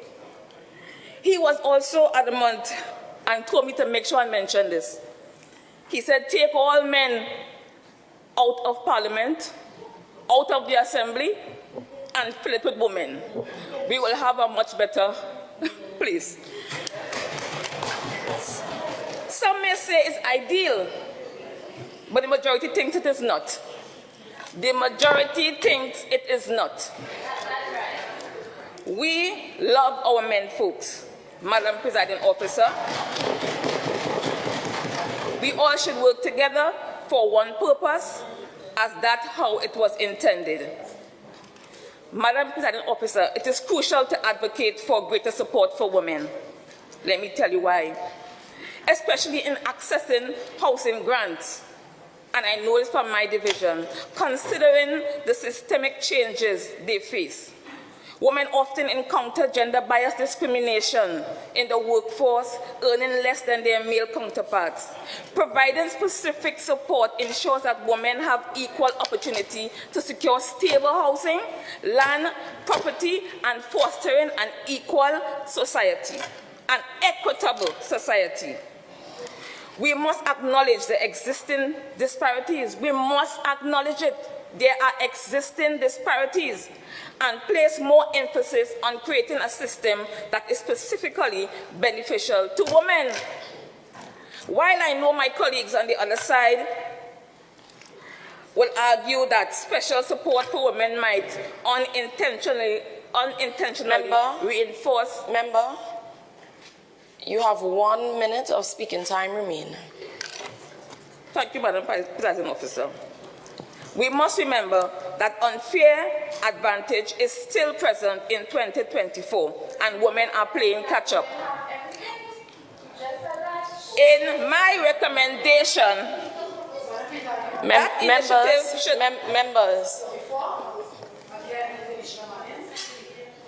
Member, be so guided. You can continue. Thank you. It is my recommendation that initiatives should target socio-economic factors affecting women. Data collection is paramount, and we on this side recognize the importance and will work robustly to rectify the oversight inherited from the past regime.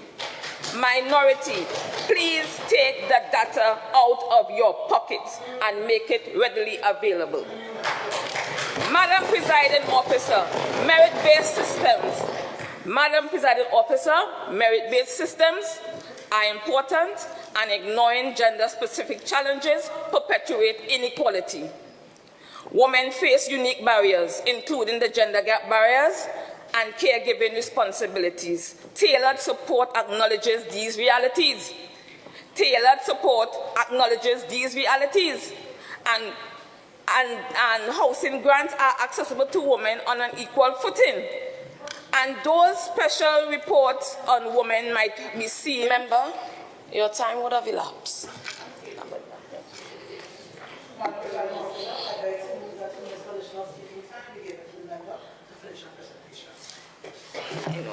Honorable members, The question is that the member be given 2 minutes of additional speaking time.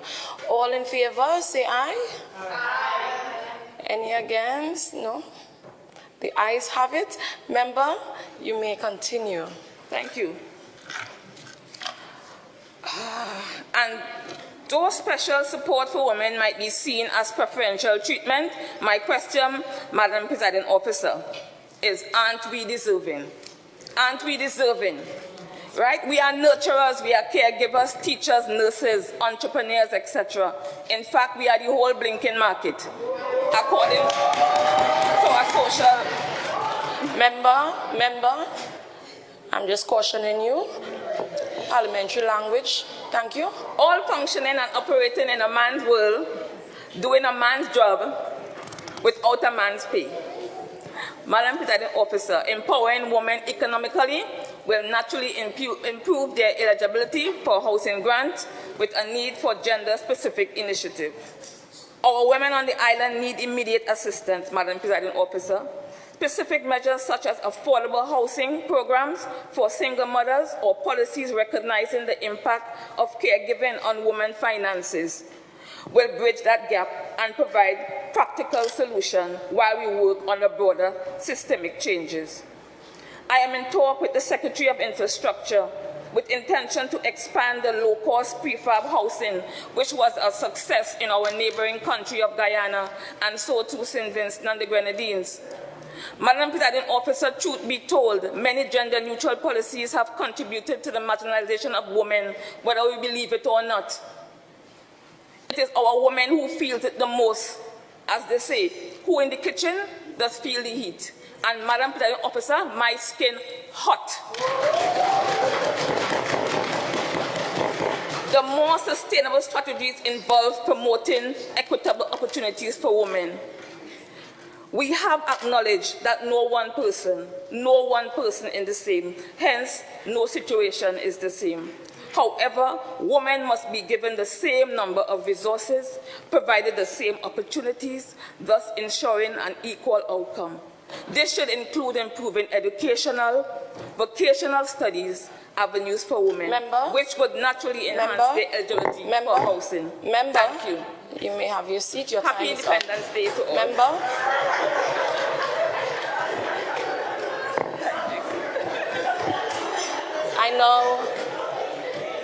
Members, I now invite Assemblyman Jewel Green to wrap up the debate. Thank you, Madam Presiding Officer.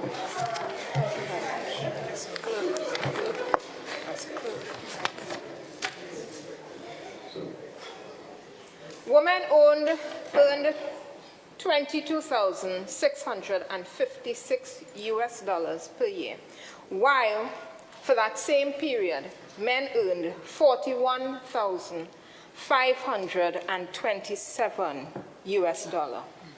That data is from the World Bank 2018. Well, if that is not what Assemblyman Tony sees as equity, I would like to understand what she meant when she asked for the data to show that there is a financial gender gap.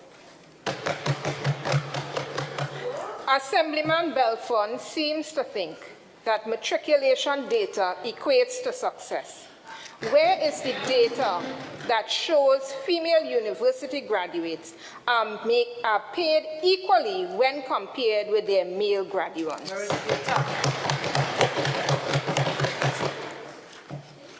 I call on the agents of the patriarchy to take their heads out of the sand. The minority leader categorized this motion as baseless, but this is a blatant display of how out of touch the minority is. That's right. A few women does not a trend make. The minority leader asked the Secretary of Education for elucidation about relevance. Well, if speaking about students' financial literacy caused the minority to be confused about what is relevant, I would invite her to return to school herself and produce and to do so not during the August vacation.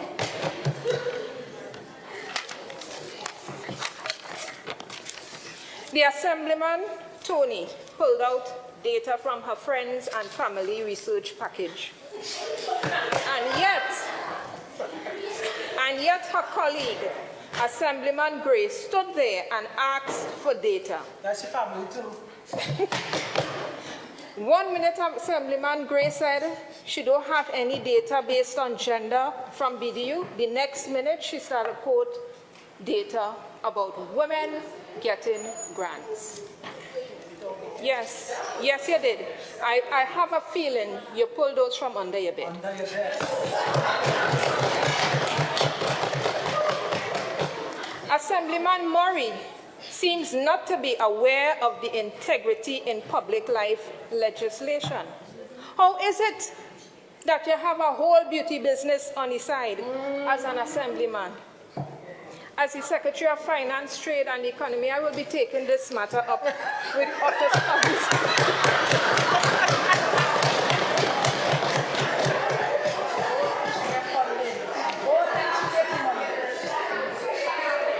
With the same administration in Tobago and the same administration in Trinidad, Tobago will be in good hands. All you remember that?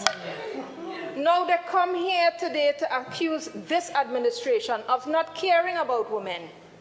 Where was the minority leader and Assemblyman's jailed Irie about what Tobago is not allowed to do according to the 5th and 6th schedule of the THA Act of 1996 when their administration sat here?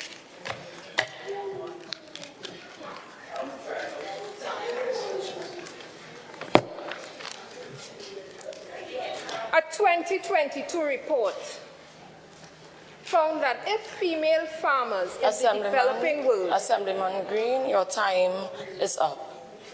I thank you.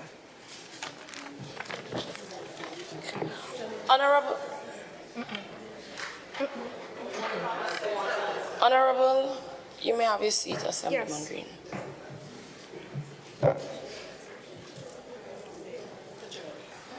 Honorable members, the question put is, whereas there has been a financial gender gap in the way men and women access financial services in Tobago, which has been sidelined by previous administrations for several years. And whereas over the last few years, there have been significant strides in women taking the necessary steps in securing self-investments, and whereas women should be given the same rights as men to economic resources, be it resolved that this House calls on the Executive Council to prioritize investments for women by granting them greater access to multifaceted forms of financial independence. And be it further resolved that this House calls on the Executive Council to make its policy on financial literacy a permanent part of Tobago's intellectual landscape. Those in favor, say aye. Aye. Those against, say no. No. I think the ayes have it. Members, the motion is carried. Clerk. Motion for adjournment. Leader of Assembly Business. Madam Presiding Officer, I beg to move that this House stands adjourned for a date to be fixed. Honorable members, the question is that this House now stands adjourned for a date to be fixed. All in favor say aye. Aye. Any against say no? The ayes have it. The House now stands adjourned for a date to be fixed. Happy International Women's Day to all.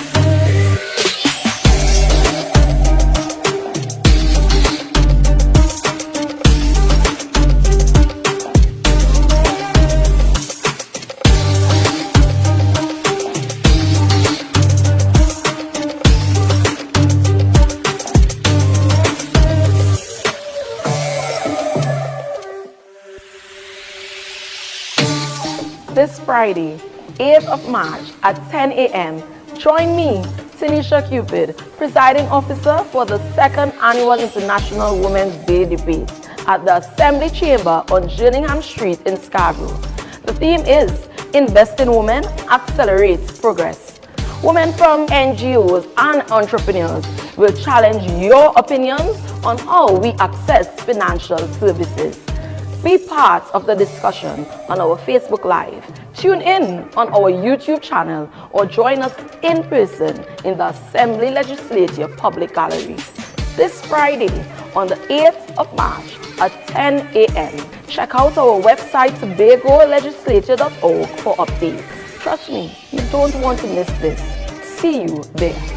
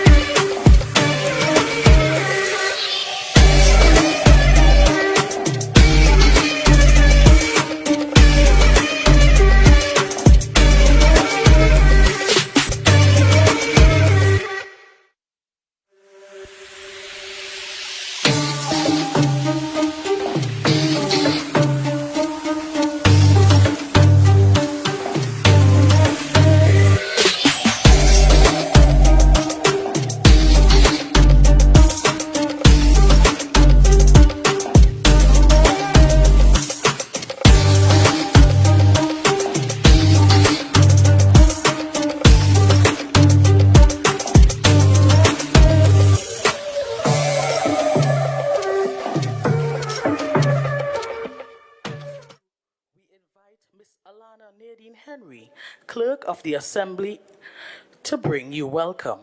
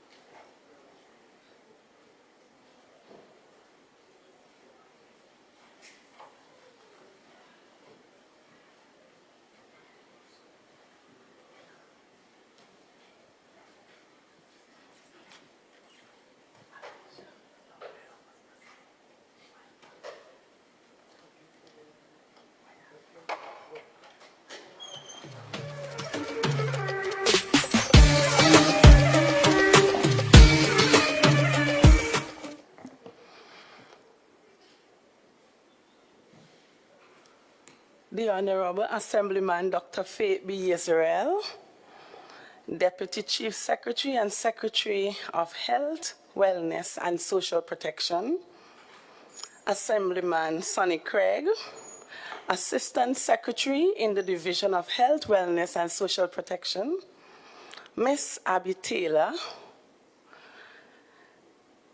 Presiding Officer, Assemblyman Megan Morrison, Councillor Petal Daniel Benoit, Administrator for the Division of Settlements, Urban Renewal and Public Utilities. Welcome. Participants, and I must say all who are in the gallery, welcome. We do thank you for coming. We do thank you for participating. Now, this venture today, as we celebrate the International Women's Day, there are a lot of things that are happening. We are sitting here looking all pretty and nice, and we had our little time, and we had our coaching. But let us remember the many women who don't have these opportunities, who are suffering right now, who are going through some form of abuse or something, who doesn't even have $1 to buy a mint. And we have the women who are going through abuse of one kind, sexual abuse, mental abuse, all kinds of abuses. And right now, some women don't even have an outfit to put on their backs. So we remember them also. In this day, as we celebrate women, I just came from agriculture is having something for women in agriculture. And sometimes we think that we don't have money and we can't do this, and I don't have the education and I don't have the resources. But I want you to remember that you have a pair of hands and you can do something with your hand. Even if it's a kitchen garden, even as we are going away from those things we grew up with. Once upon a time we didn't have snack. I didn't grow up with snack, but I grew up with we had sugar cake and Benny ball, and we had fudge, and those things are things that are going out. We could do things with our hands, and we could encourage each other to do something. Once upon a time, we learned how to sew. We know how to do this. I remember in school we did with our hands that the embroidery. It is a dying art. It is going out. And a lot of us don't know how to do embroidery. So I'm sure some of you ladies here don't even know how to crochet or to knit.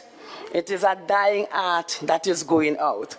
So that is something we need to bring back as women and to teach our younger women. The scripture said that older women need to teach younger women. It says to love their husbands, but how we can love our husbands when we don't even know what to do. We don't know how to stitch a tear. We don't know how to iron properly. You know, right now we have a thing called wash and wear. Right, wash and wear. I have one on wash and wear. But no, because it saves time. But we have to do something. Yes, we look pretty. Yes, we go out. Yes, we want to work every day. But we have to do something with ourselves and with our neighbors. There are neighbors we have that are crying out that we don't even know. We don't know what's going on. So in this day, as we celebrate Women's International, not Women Tobago Day or Women Trinidad and Tobago, we are doing something here in Trinidad and Tobago. But let's remember those who are burdened, who are heavy laden. Even the elderly women that we look down on and we don't go to.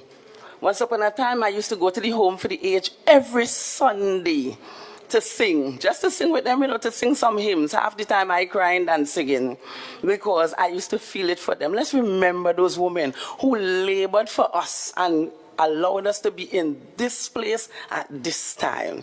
So welcome and thank you once again on behalf of our presiding officer, who is all excited about this.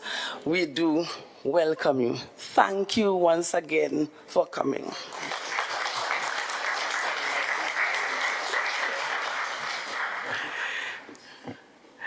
Thank you very much, Clerk Henry. We now move on to the distribution of tokens to debaters and certificates of participation.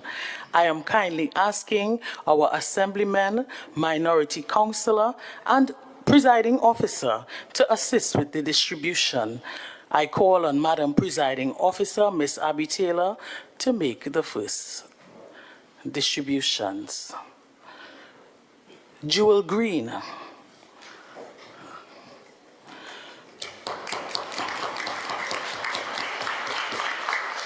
Jewel Green is the chairperson of Caribbean Women in Leadership, Trinidad and Tobago chapter.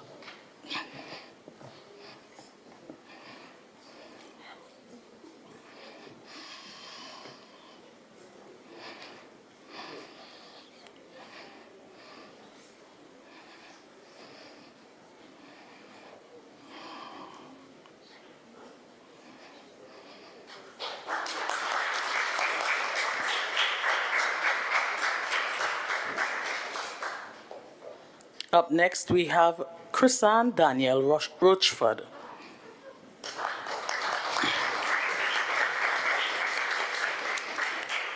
Chrisanne studied social work and West Indian history at the University of the Southern Caribbean. She is a Breastfeeding Association counselor, published author, secretary for the Tobago Writers Guild, and president of the Tobago Horticultural Society.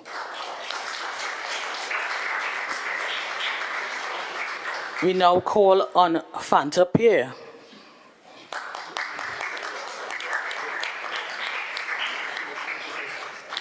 Fanta is a master trainer for NGOs, an HIV, STI, PITC, VCT counselor, sexual reproductive health educator, facilitator for the Hello Period program primary schools in conjunction with the Ministry of Education geared towards menstrual awareness. Up next, we have Junie Bacchus.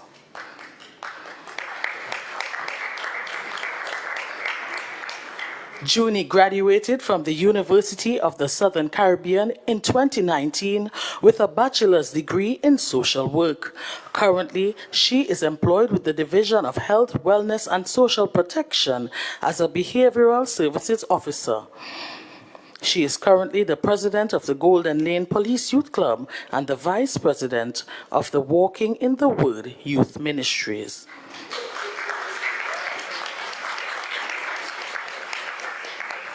We invite Vera Clark Smart.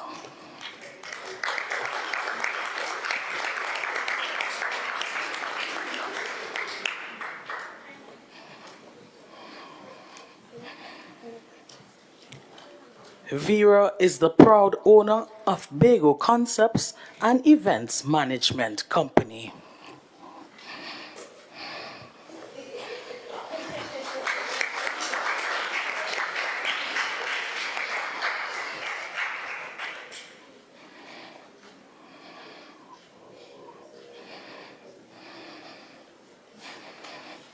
We now invite Rebecca Bob.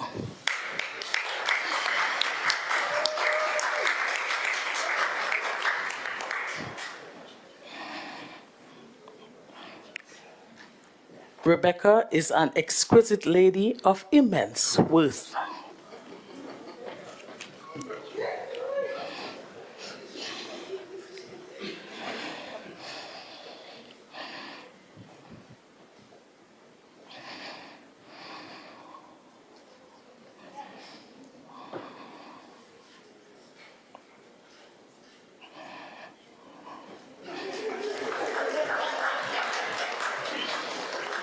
We now invite Shaquan Allen.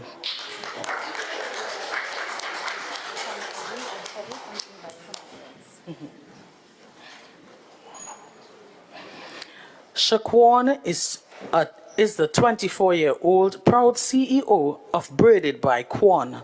Her motto is, "We'll style, you'll smile." She loves to motivate and inspire young persons to be the best at what they do. Thank you very much, Madam Presiding Officer. We call on Dr. Faith B. Israel.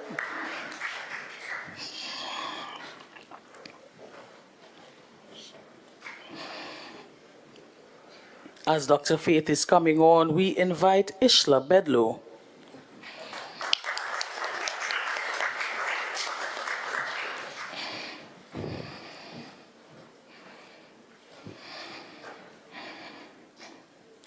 Ishla is a member of JCI Tobago, a non-profit organization that provides leadership development opportunities for young persons between the ages of 18 to 40.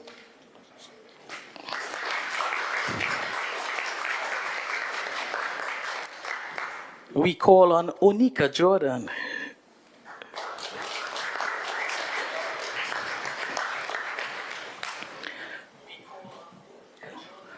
Onika is the proud owner of J&J Natural Cosmetic line.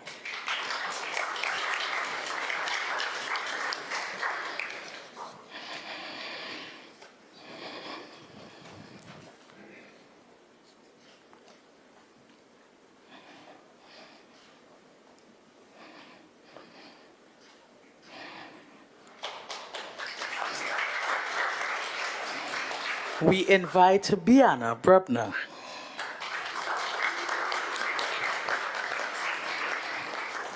Biana is a holder of a Bachelor's of Science degree in Behavioral Sciences with combined emphasis in psychology and sociology. She is currently employed at the Trinidad and Tobago Electricity Commission with 15 years of customer service experience and is also a part-time news reporter at Tobago Updates.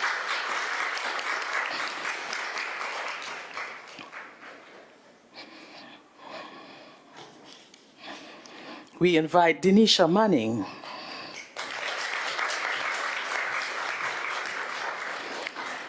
Denisha is a 23-year-old youth and mental health advocate and also the founder of an NGO, Chilling with Positivity. Chilling with Positivity was created to target youth and their mental health. Her mantra is, show up every day for yourself, the best you can.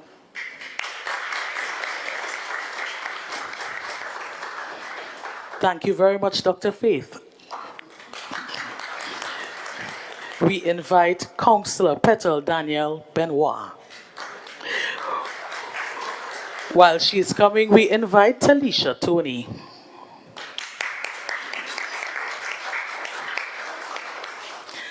Talisha is the founder and CEO of Tony's Accounting and Financial Services. It is a premier one-stop hub for business solutions for new and existing entrepreneurs.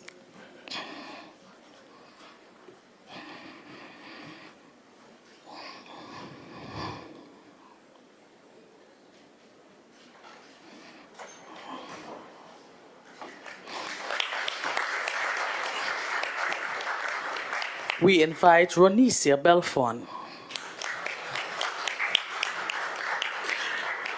Ronisia is the proud owner of 3 companies: Couture Designs, a premier dessert catering company; Cakery Couture, which specializes in locally inspired baked goods; and Creamery Couture, which is handcrafted ice creams, celebrating the essence of our region in every bite.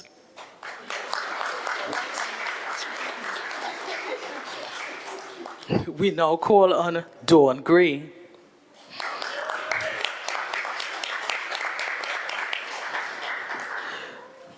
Dawn is the founder of Dawn's Apostolic Ministries, runs a restoration center in Bacalet, Tobago that caters for holistic healing in 3 areas. These are physical, emotional, and spiritual development.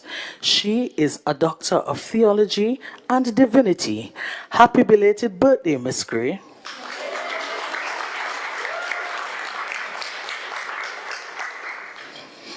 We invite Ornella Douglas.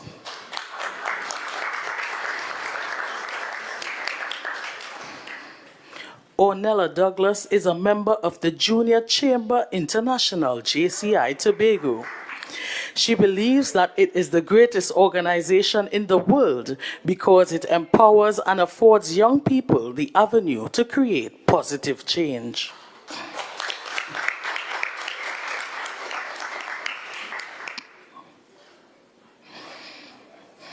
We now invite Kanika Murray.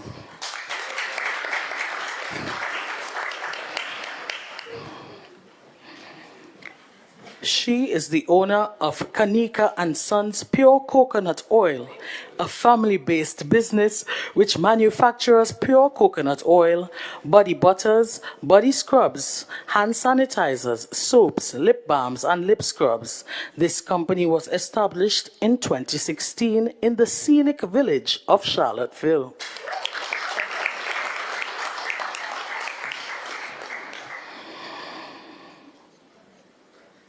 We now invite Gabrielle Murray.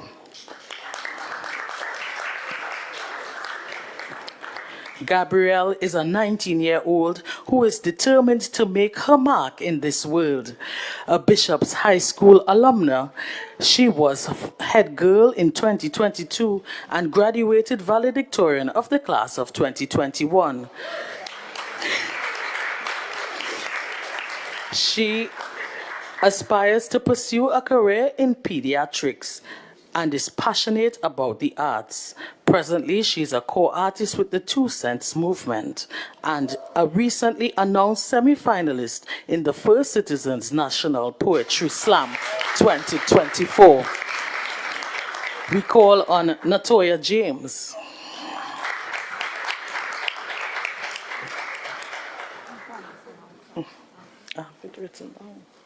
Natoya is a primary school teacher with over 23 years of experience. She is a holder of a bachelor's in education primary from the University of the West Indies, St. Augustine. She is currently completing a master's in development studies, UWI Mona.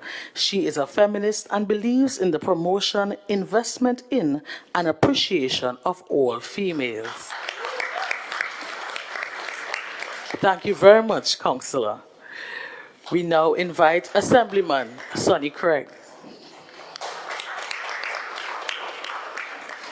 We call on Tanisha Cupid.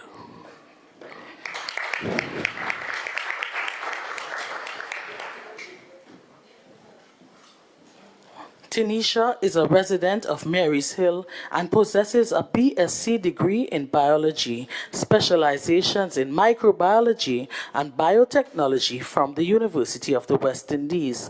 Currently, she is a lab technician at the Plant Tissue Culture Laboratory. Mrs. Cupid owns and operates 2 businesses, Tress Farms and TC Real Estate Agents, and is actively involved in the youth department of the Marys Hill SDA Church. We invite JL Morgan.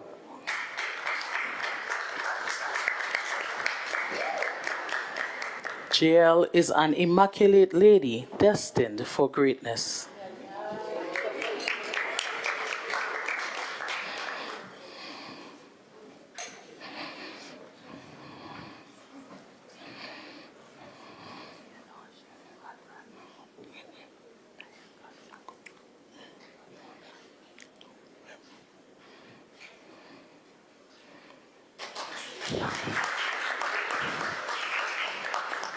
We call on Kean Innes.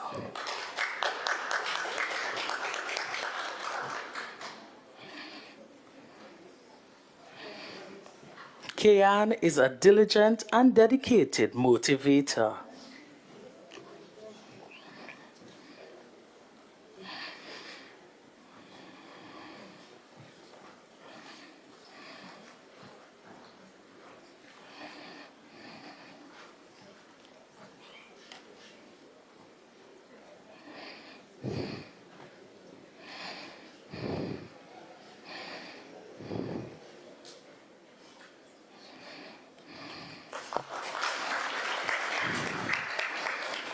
We invite Kershel Grant.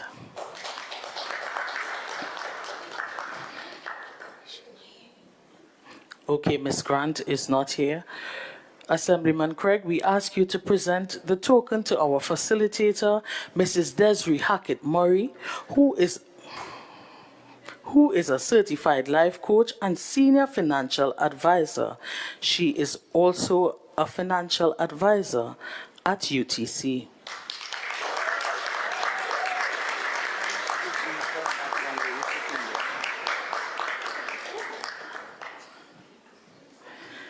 I was asked to laud you, Mrs. Hackett Murray, for the exceptional job that you did. Would the debaters join me?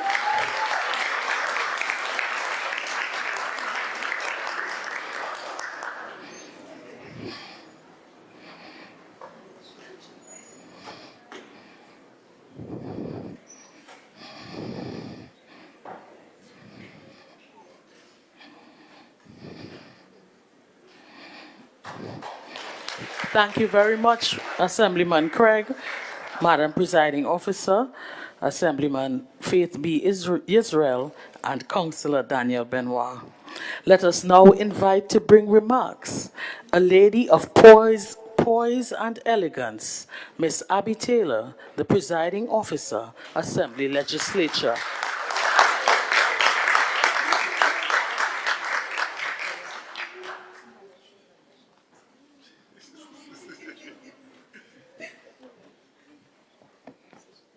A pleasant good day to everyone.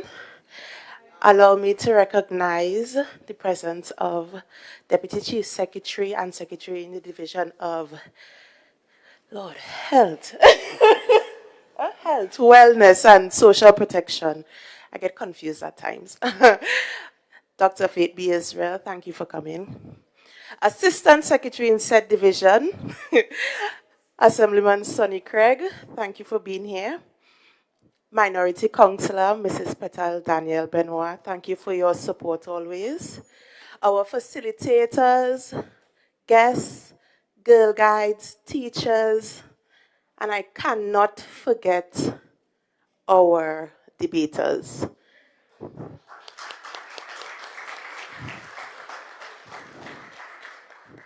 Contrary to popular belief, I don't like speaking. So I'm going to make this as quick as possible. Thank you for accepting our invitation to bring to light some of the issues many of our women face in today's society. What stood out for me the most in this whole process, what kept reoccurring, was a village. You are successful as your village. Wow, that's all I could say. Thank you again so much. Keep on encouraging each other. Keep on fixing each other's crowns. Keep on showing up for each other, because I don't think that, we could have done this without each other's help. So just bear that in mind, that you are as powerful as your next female counterpart. Not your competition, but your female counterpart. To my village here at the Assembly Legislature, where we always try to make everything a teachable moment, I thank you, I thank you, I thank you so much. To my clerk for being understanding and for putting up with my very weird ideas at times. To Sophia, Miss Cooper, who is always ready. Always ready. To Aviana. Where is she? We threw this idea out, and Sophia said, Aviana, take the lead on this initiative, and I really want to commend her on a job well done. To our graphic artist, another woman, Miss Akina Frank, thank you so much. Thank you for bearing with us, who had to work through some trying times, because one of her kids were ill, and she still showed up, To Salisha, I talk about her village. I literally picked up the phone and I said, Salisha, I need you.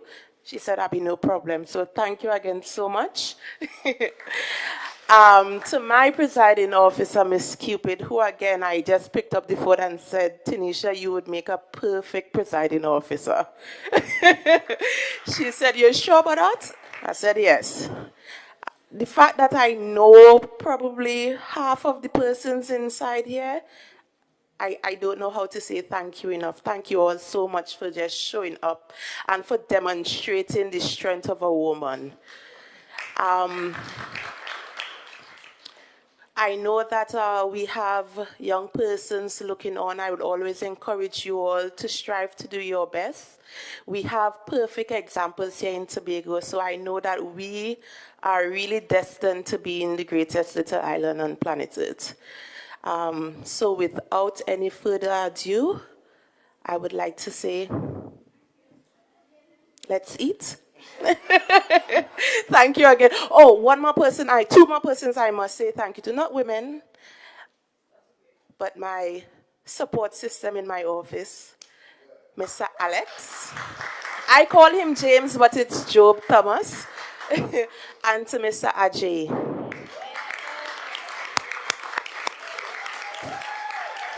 Thank you so much for always showing up. There's never an instance where we have a debate that he doesn't show up for us. So thank you again, Ajay. And yeah, let's go. Let's eat. Good afternoon, everyone.